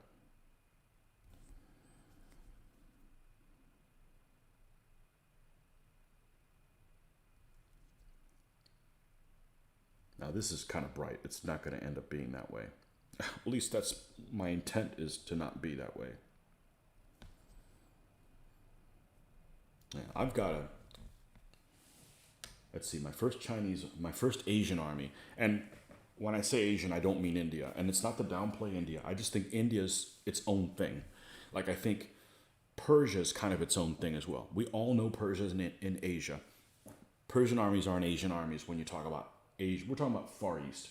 So pretty much talking, you could probably put the Mongol dynasties in there, but Chinese, Southeast Asia, Korea, Japan. That's when I'm thinking Asian armies. That's what I'm talking about.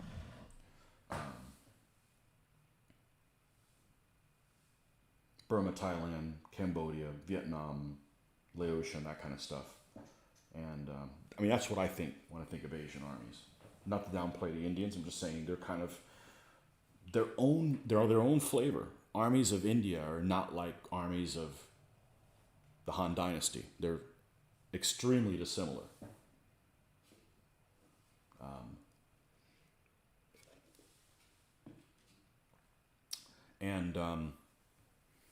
But my first Asian army, Far East Asian army, was Koreans.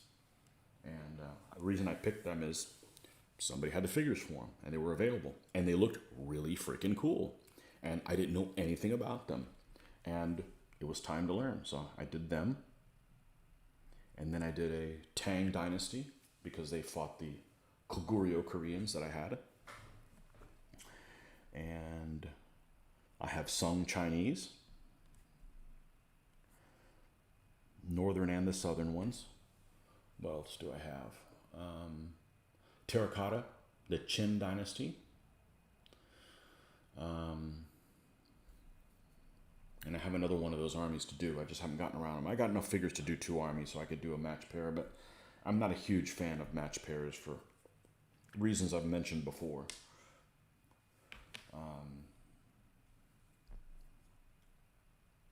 I want to play the latest army I did. I don't really like match pair competitions. This is my rule. I don't mind somebody else using my army, but I get to use them first.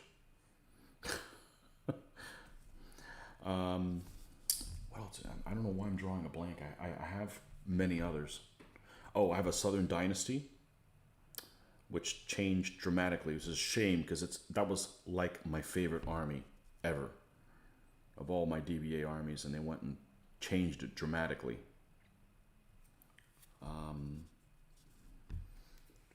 I have the figures set apart to do a Shia army. That's XI-XIA if you want to do Pinyin, or the old system HSI-HSIA. Shia. Shishia. But they're not done. God, I know I have more. I have a samurai army. I don't know. I love the Asian armies.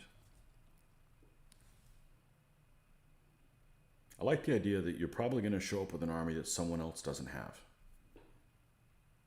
And they look good. You get to use fun colors, and a lot of this stuff you have to make up on your own, but you can use kind of, what seems reasonable. I guess ultimately you can paint them whatever the hell you want, but that takes kind of the fun out of it. I feel like China and its opponents is the real gap in my historical gaming. I just don't know enough to start. One day I will explore. Yeah, you just got to pick one and build from there.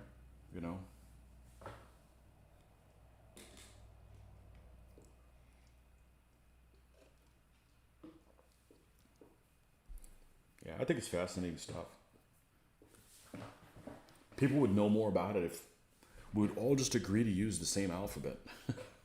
But still, a lot of the stuff just that we want as wargamers just doesn't exist. It wasn't written down. A lot of this stuff is on a level that isn't really useful for us, like court politics and stuff. Just really isn't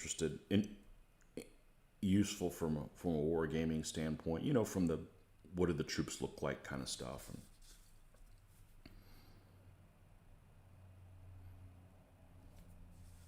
And even things like 100 Years' War, a lot of it is, well, how do we know what the composition of the forces are? Well, look at the battles that they fought in, and luckily there's a fair amount written about them, and then you can just kind of discern or decide, well, when these guys showed up to battle, they tended to have this kind of forces, but there's massive, massive battles that happened in China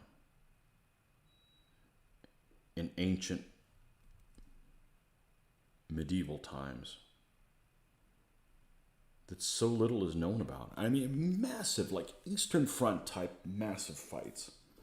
Just dwarf anything between Rome and Carthage, we think. And either nothing was written about them on the level that we want, or it was and it didn't survive, or it was and somebody like the first emperor of China said, I don't like what people have to say about me, so we're going to kill all those people and destroy all those documents. You know, I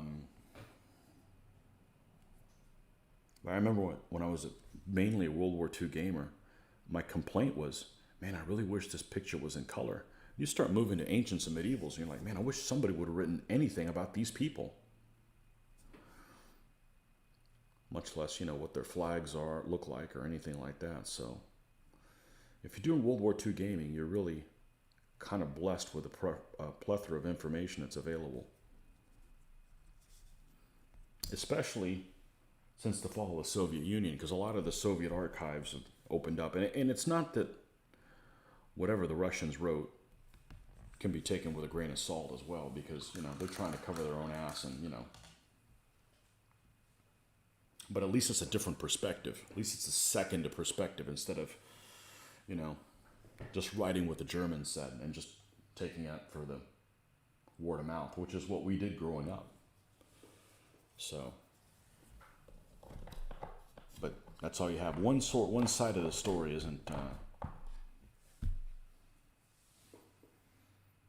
is less than ideal. But then, you know, you have a lot of conflicts where there's no side of the story. So that's even worse. That's even worse. So,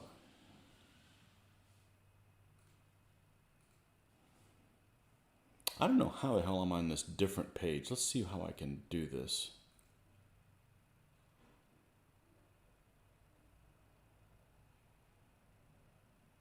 There we go. Okay.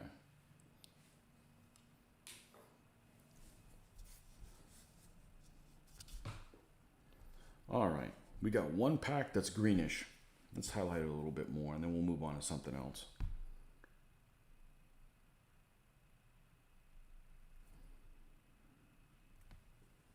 I don't know how this became greenish. This guy's traveling through the desert, so maybe we need to fade this even more.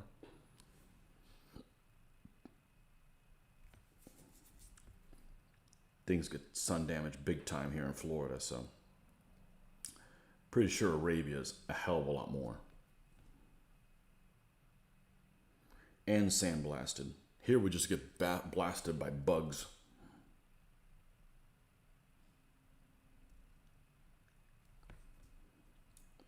Bug blasted. All right, enough of that green.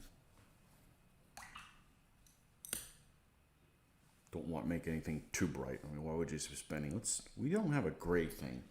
Let's get a grayish type color. Actually, let me check on a couple things. Let's make sure that we're 100% there. Okay, everything's rolling okay. Good, let's not jinx it. Not that I believe in that stuff.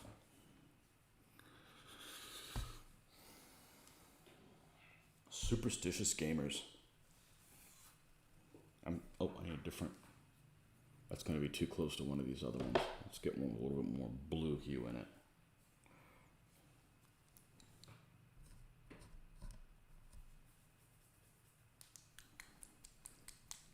I'm actually floored by how many people are superstitious-ish. I got to use the same dice. Or people that are sports fans. I got to eat the same thing that I ate last time we watched the last game. Come on, dude. Is that your superpower?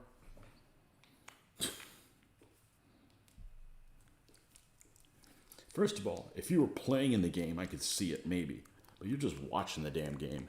You know, it doesn't matter whether you watch the game or not. The outcome's going to be the same, whether you're there watching it live.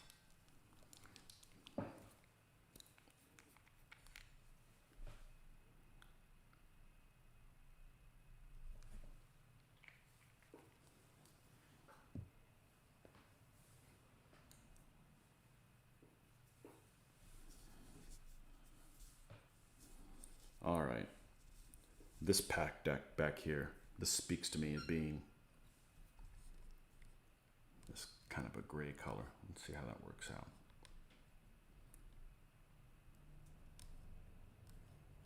So many different packs and things on here. How long have we been on here? 3 hours? Oh, I don't have that anymore. Oh, and it must have reset. Oh well. Maybe 2. Closer to 2. Anyways, thanks for hanging out here, folks. Even if you're redoing your paint room or whatever it is that you're doing. Thanks for coming by and saying hi.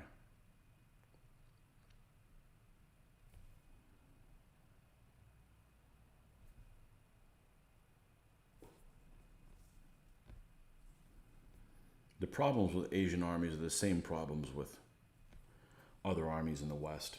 And that is, you'll watch a movie that'll have troops with some really cool armor. I mean, there is some awesome looking armor for some Asian armies and movies that is just totally inaccurate. And you're wondering, man, I wish there would, that Chinese dynasty in that movie really had really cool looking armor and helmets. I wonder why they don't make figures like that. Well, probably because it's inaccurate, just like Hollywood movies are all done for the same reason. They're inaccurate as hell. But there's definitely some Asian armies out there in movies that look really awesome. But nobody makes figures that look like them. Particularly in regards to helmets.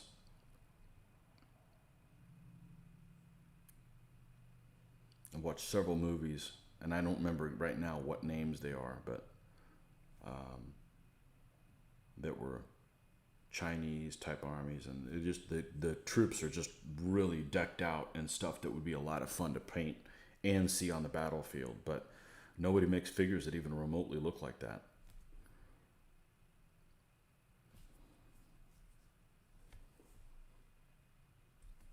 But still, the figures they do make are interesting looking, but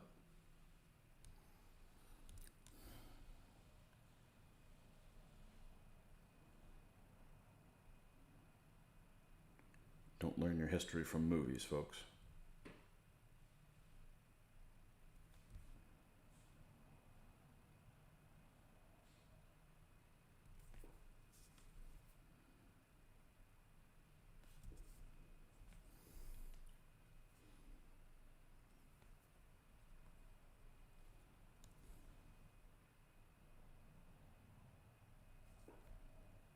Okay, this has got one pack. Oh, it's got one pack left after I do this one. Okay, I just got to figure out what color to do. I might have to tinker with something just so the colors look okay.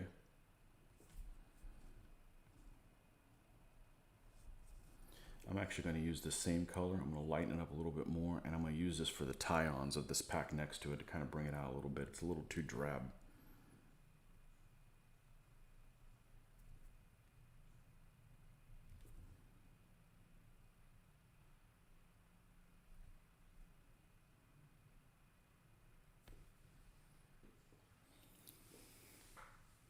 First snowfall. Oh man, I'm jealous. Well, I don't want to shovel it, but it's beautiful. It is just absolutely beautiful.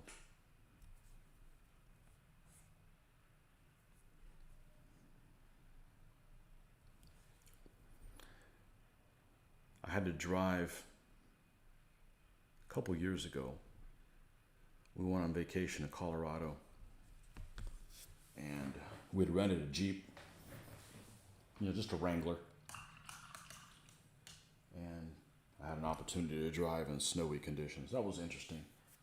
Good thing I'm an experienced gamer on the Xbox, so I knew exactly what to do. Nah, it was okay. I wasn't actually worried about myself. I was worried about everybody else. You just got to plan ahead. And the conditions weren't really bad, but it was, icy in a couple places. You just, don't do anything stupid. But it is beautiful. But I wouldn't want to shovel it. No, thank you. All right, one pack left.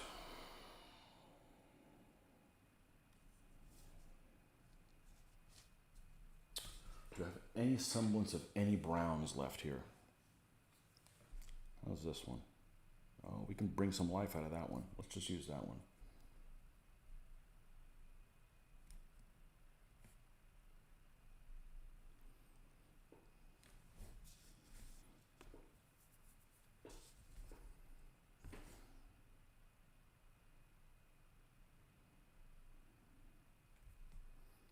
I'm just afraid I'm not very much of a daredevil.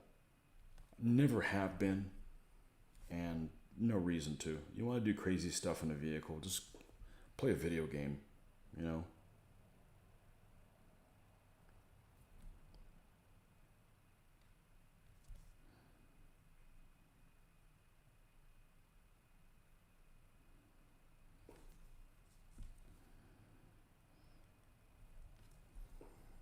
Yeah, I'll read things on car forums and people are like, well, I can't drive that vehicle here because I need one that has snow capability with the conditions up here. And I'm like, the only capability you need in Florida is one that has air conditioning. Pretty much anything will work.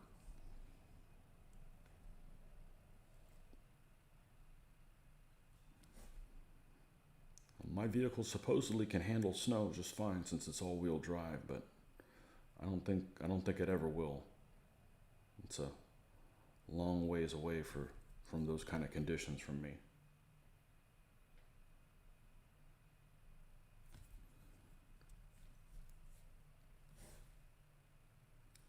I was in Colorado. Some guy was passing. It was an area that was like 45 miles an hour. It was in. Let me think where it was. It was near Breckenridge. It's like 45-mile-an-hour zone. This guy is like going faster than the speed limit in icy conditions where it's snowing lightly. It wasn't really heavy snowing, but he's fishtailing the whole way, man. If you're fishtailing, you're driving too fast for the conditions. You know, like I said, you want to be cool, go play freaking Forza. I need to be endangering my life and everybody else's on the freaking roadway.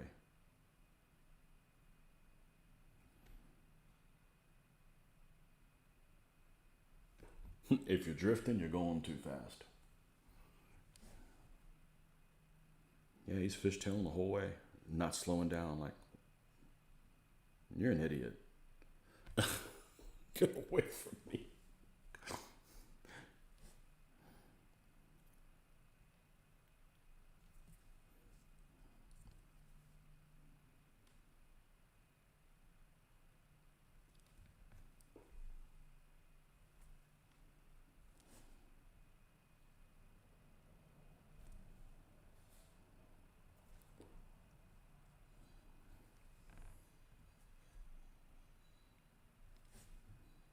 But for those of us that live where I live and have lived here basically our whole lives, it is like another planet going somewhere where there's mountains and snow. It might as well just be another galaxy.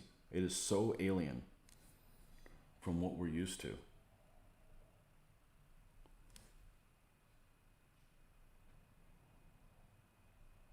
And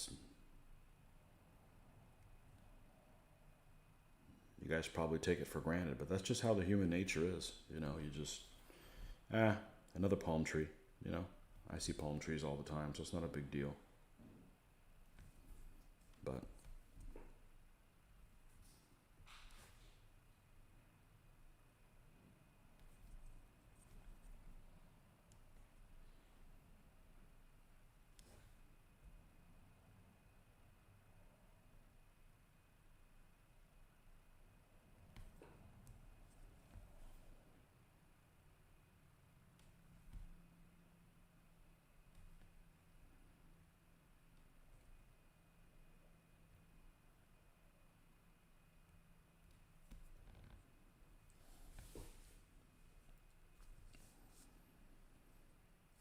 maybe a little bit more. Let's make something pop on there. And there's many times where I'll be like, I don't know, but I'm done with tinkering with this. We'll just let this go. And then you spray them, and I don't know what happens in the spray stage, but everything just kind of looks better. Every single thing you've done looks better. All right, let's take a look at these two camels. Make sure they don't have two similar colors on their packs and stuff. We do want them to look all kind of haphazardly to a degree.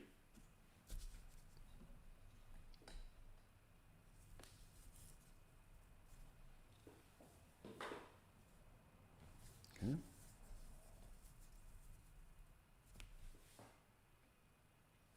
I think these two look okay. We'll do the third one, and if I don't like how it turns out, we can always tinker with something or the other. Oh boy, more packs. Let me go get some liquids. I'll be right back.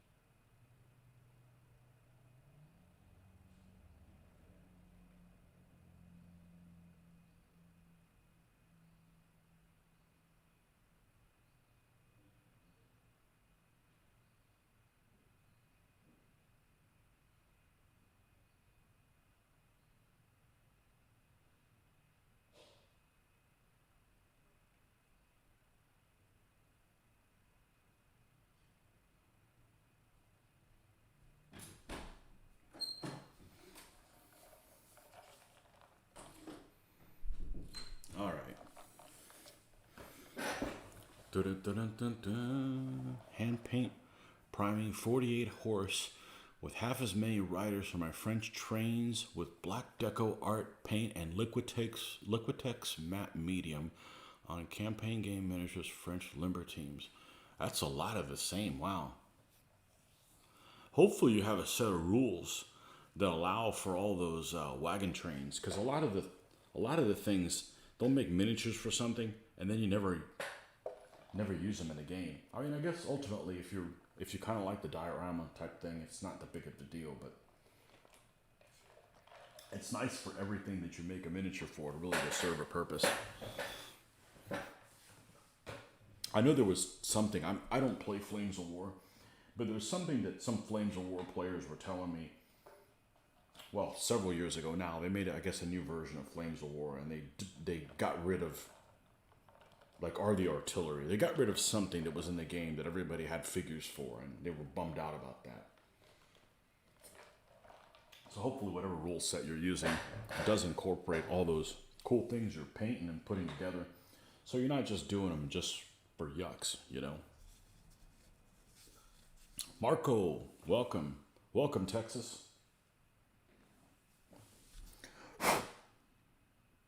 All right. All right. Last camel. The last camel.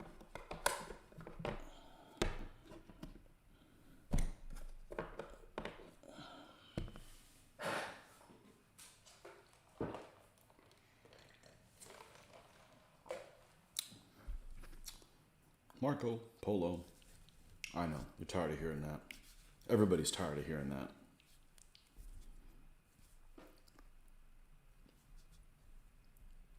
Everybody's tired of hearing about that damn Venetian.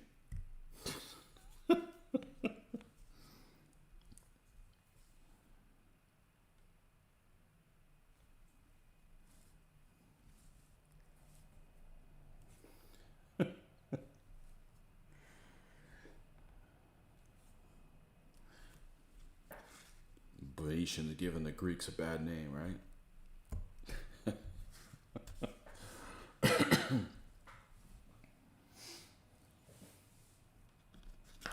Been working a lot. I've missed a bunch of live chats, still following. I'm reading his hook. You mean you're reading the book? Oh, about Marco Polo? I tried watching that miniseries several years ago. I tried watching it with my dad because I know he was interested in that historical stuff. And he just ended up watching one episode and like, okay, I'll watch another one. And almost like it was like softcore porn at one point. I'm like, this is not what we need. And there's some harem stuff on there that had a whole lot of, you know,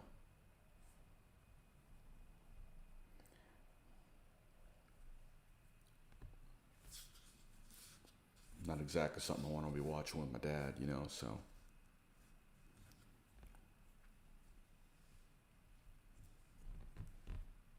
Never got into it.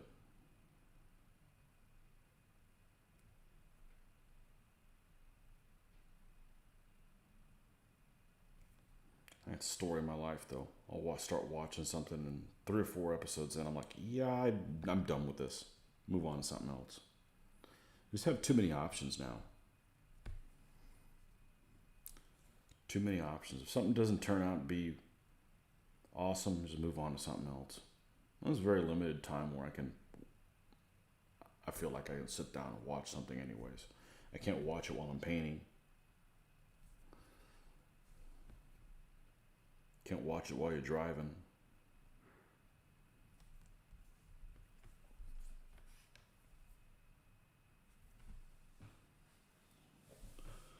The family actually comes from an island that was ruled by Venice for hundreds of years, and Marco is not a very common English name. Who knows? Island that was ruled by Venice for hundreds of years. Is that Corfu? All the Venetians have little things everywhere. Is Corfu the one I'm thinking? The one that's over on the west side of Greece.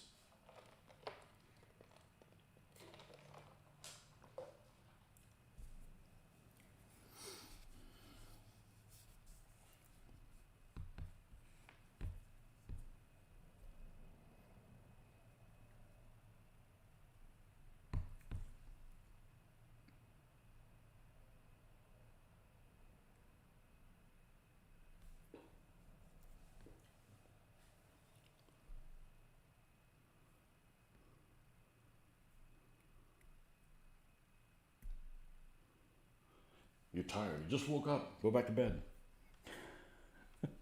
Try again tomorrow.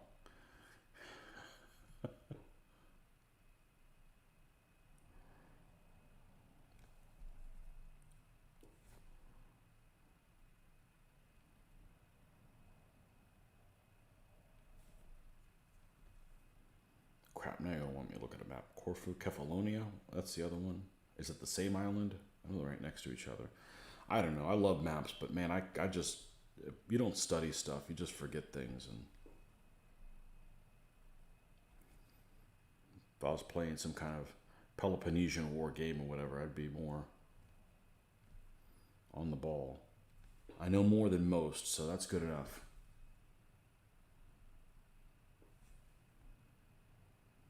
What was that game that I played?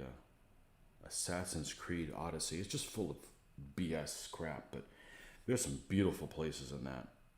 If I ever get around and paint my Athenian army, I'm definitely getting some inspiration from that game. It's a beautiful game, even though it's hokey and fantastical, or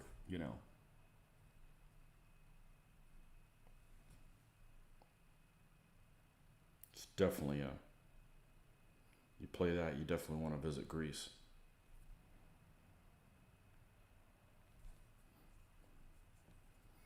Played many hours of that.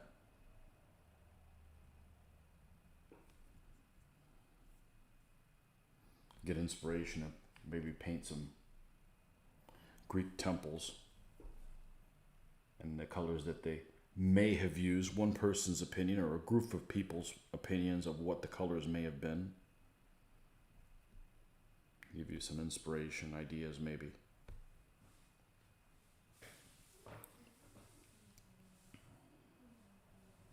Island of Tinos. Yes, I think that Corfu was never ruled by the Turks. Take that, you turkeys. Never, huh?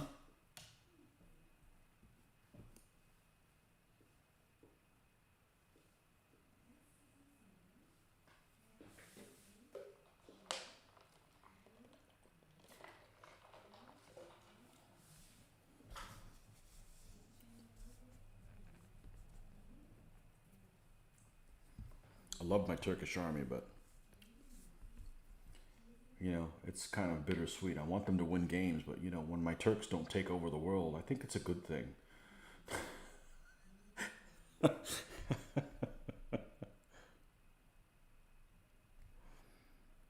But when I'm using an army in a war game, I do want them to win. One of my favorite one of my favorite questions to ask people as war gamers is there any, I almost said faction, oh, any nationality, any time period that you guys would not play? I mean, are you would not play? Let's say you're Greek and you're not going to play Turks.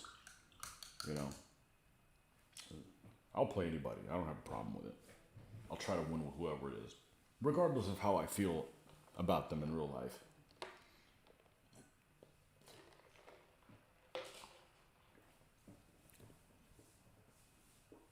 Marco Polo, the first travel channel. Yeah.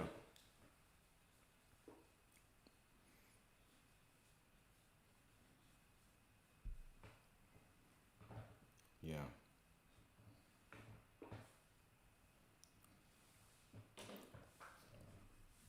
I'll play communists. Hate communists, but I'll play them. Even try to win with them. It is just a war game after all. All right, let's we mixed up this stupid gray. Let's see if we can do something else stupid gray on here. Let's this pack is pretty bright here, so let's make it kind of dull. We'll do this pack in gray up here. Because ultimately this camel is the same as the other one.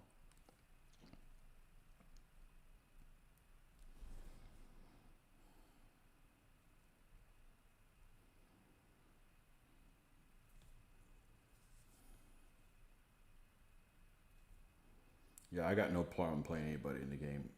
In a game, I don't care how unsavory they were in real life. No problem. You have unpainted Ottoman and Seljuk armies. I'll probably paint them at some point 10 years from now. Yeah. I have a Seljuk army to do. And old Luke bought a freaking Seljuk Turk army, so that took the wind out of my sails. Which is a shame because I think they could be pretty cool. I don't know. I keep painting. Eventually I'll get around to them. But a very light army. Very, very light army. I mean, there's lighter armies. Mongols certainly are. But a lot of light horse and stuff like that.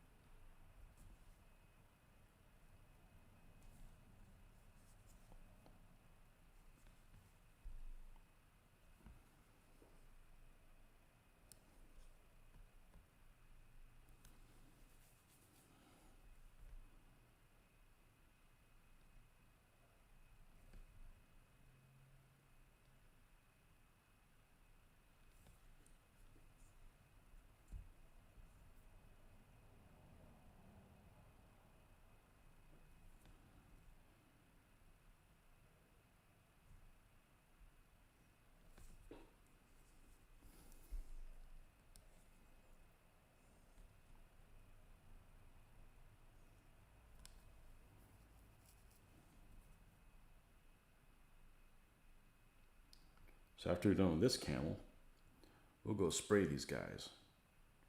And then we're done being sprayed, sealed, we'll put them on a stand and goop them. Maybe we'll get them done by the game tomorrow. And supposedly these guys are going to be used in the game tomorrow. We'll see. We'll see if everything falls into place and we can film and all that. I'm not too worried about it.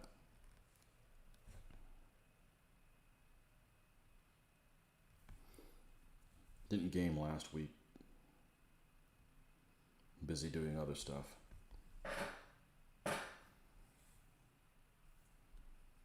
difficult sometimes to get the oomph the game because it is after work. So I spend the whole time rushing. And it's like, man, I just want to just take a breath.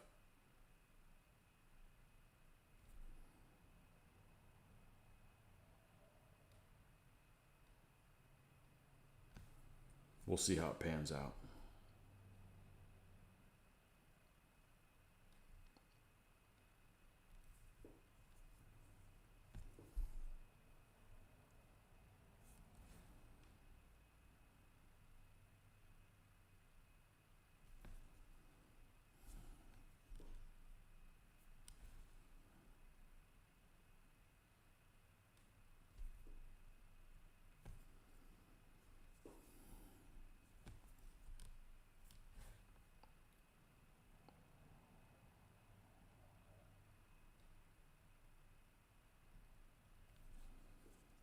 All right.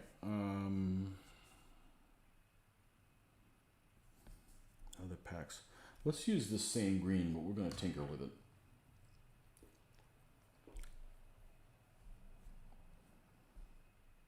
See if we can find a spot. I'm so tired of. I want to switch out the paper on this, but I don't want to do it until we move on to the next army.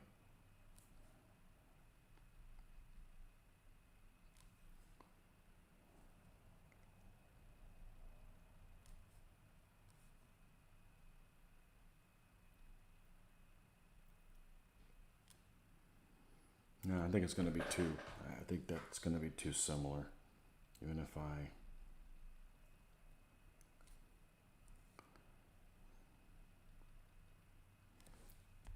Let's try. This is one big thing that loops over the side. All right, cool. This is all one.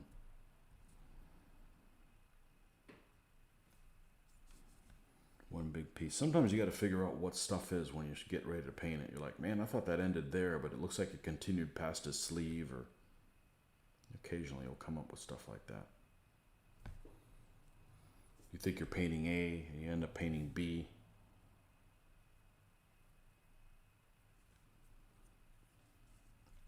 Hopefully you realize that before you're done painting the whole thing and you got to redo it. You don't want to spend time fixing things you don't have to.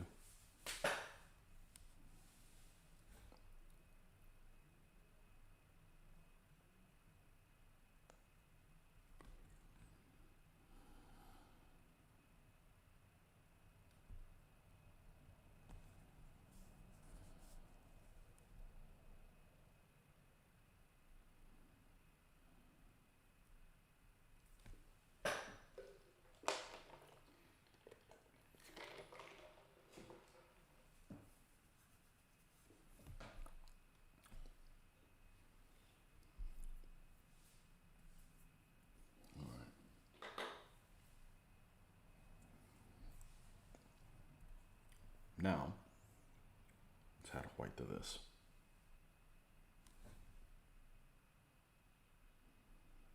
It's going to be it's going to start looking very gray-green, but I don't really want bright.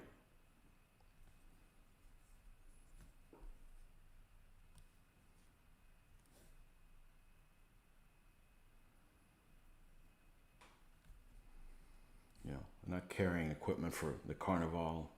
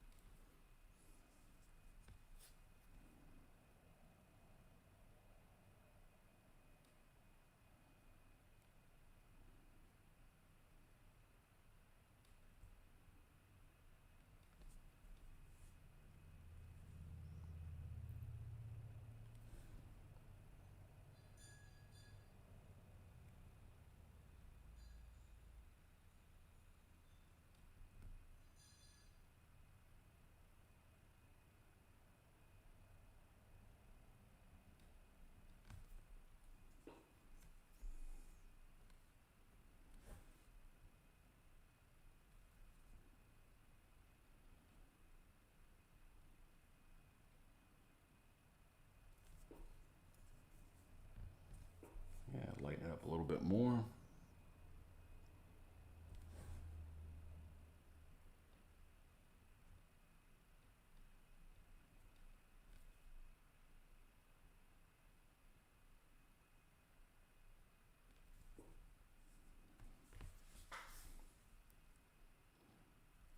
Yeah, looking dissimilar from the other green. That's what we wanted. We don't want to look like we only used 4 colors to paint the packs on all the camels. I'm going to mix it up a little bit.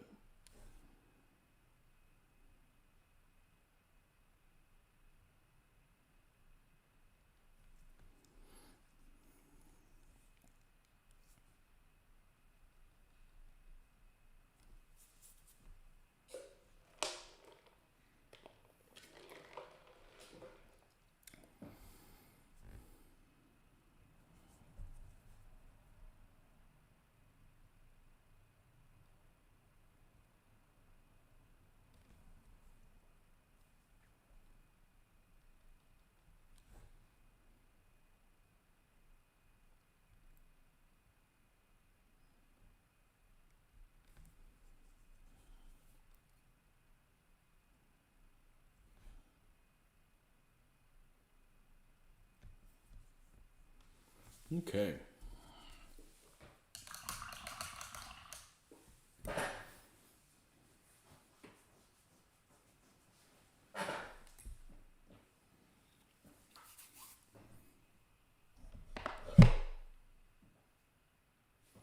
Skeleton bone. I kill this light now.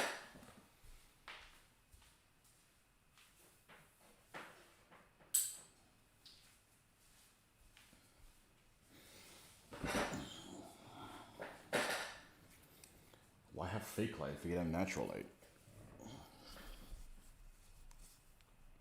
Too close to the camel color. Let's not do that. Is this buff? No, this is a beige color. One of these is called like buff or something like that. It's not good. This one. Okay, let's do a couple of the. Let's do the 3 bags on this color.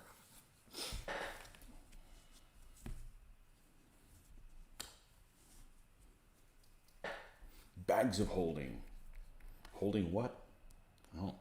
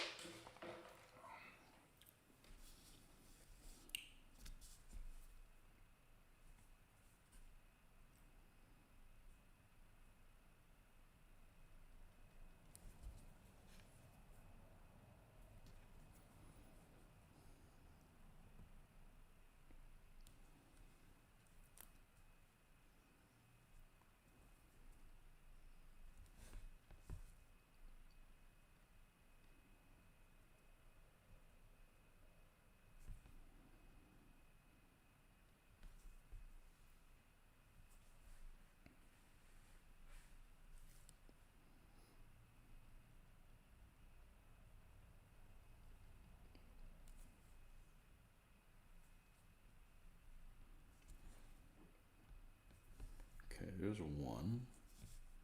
And the other 2 over on this side. All right. Another one's here.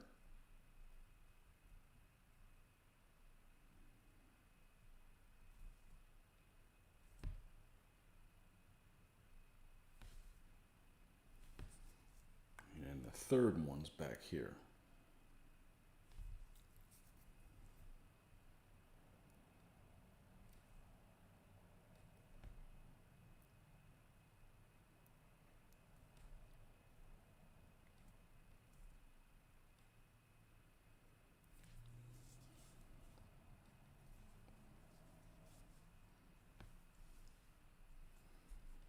Let's just bring these up.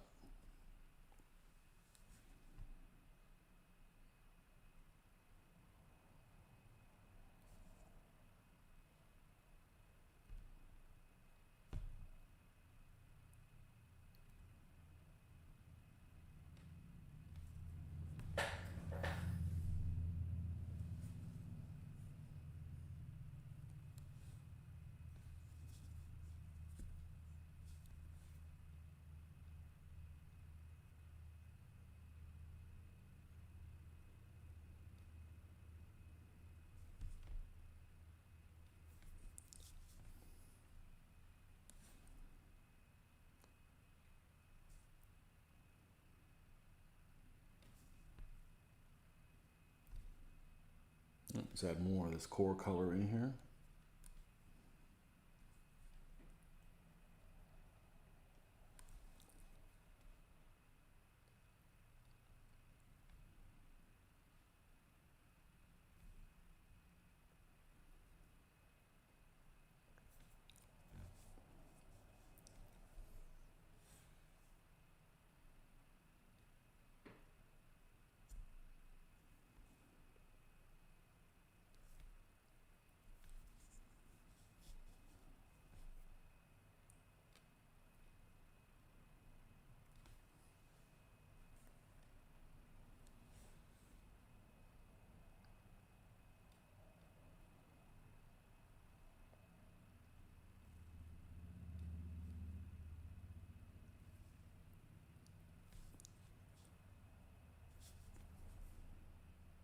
Okay, I don't think we need any more of this core color. Let's just add some white onto it and brighten this up.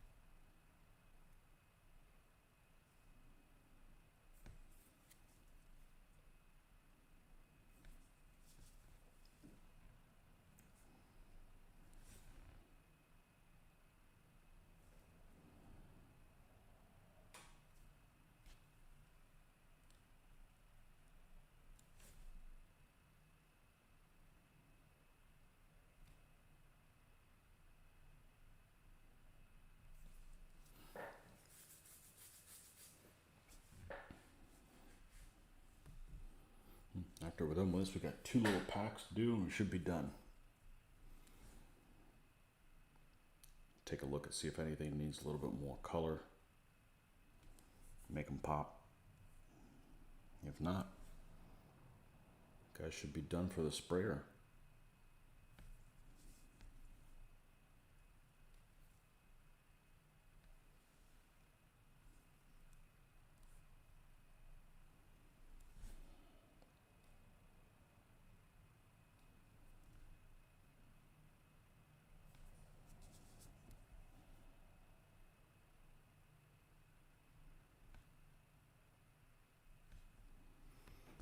All right.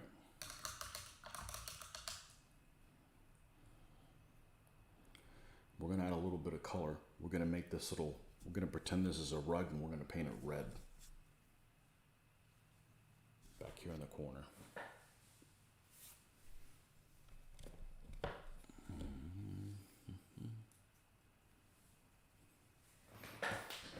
All right, you have a good day too, Marco. Enjoy your, hopefully have a day off today.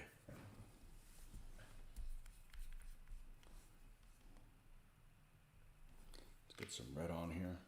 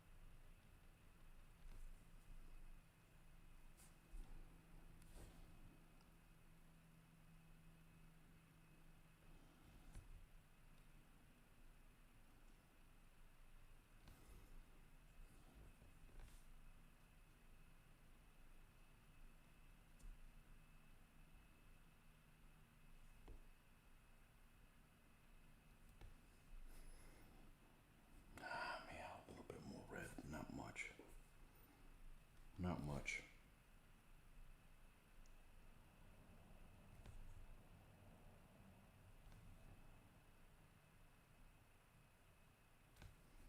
Now we'll add a little bit of white. I don't want to lighten it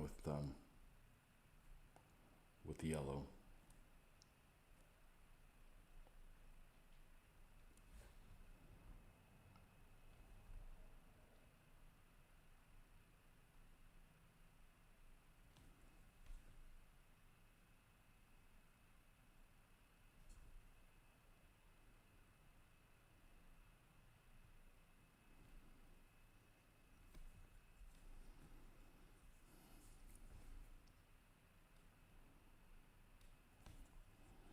And then we're going to take the same color, we're going to add a lot more white to it.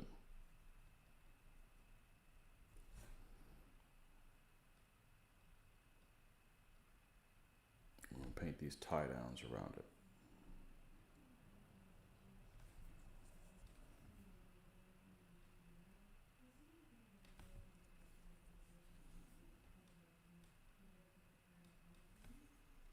Okay.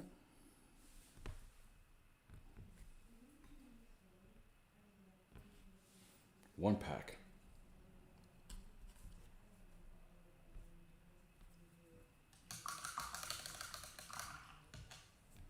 Let's see how different these two look.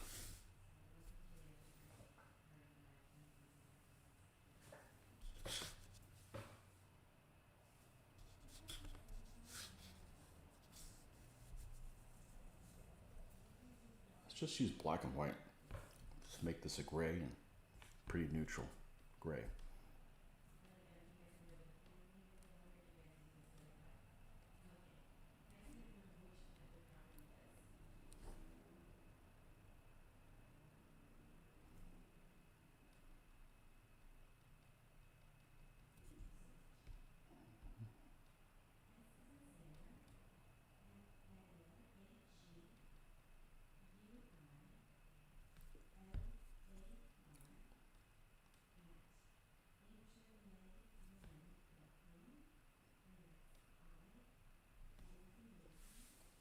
Okay.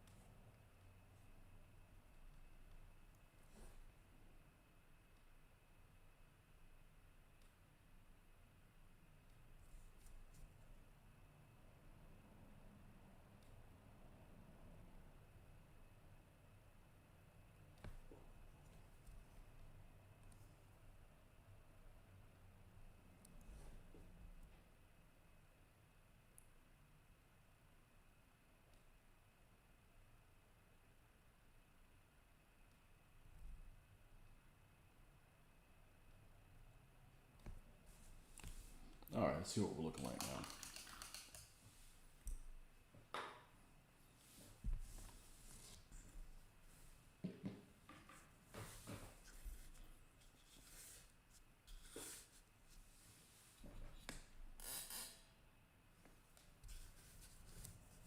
I'm gonna move them the opposite way that I think I should move them.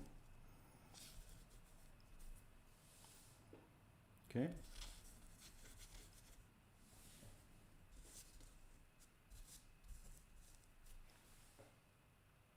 Yeah, that's what we're gonna go with. So let these guys dry, and then we'll spray them. And I think we already have a Litgo stand here waiting for them. Yeah. And they're gonna end up going on here with a few rocks, desert basing, and this is gonna be the camp and / baggage train for the Amorite army. So once this is done, no more Amorite talk for a while. So anyways, thanks for stopping by, folks, and we will catch you guys next time. And to be continued, we'll show you this next one when they're complete. We'll show you what we're going to do with that and see how they look and fit in with the rest of the army. But thanks for coming by, folks. Have a good Sunday. Bye-bye.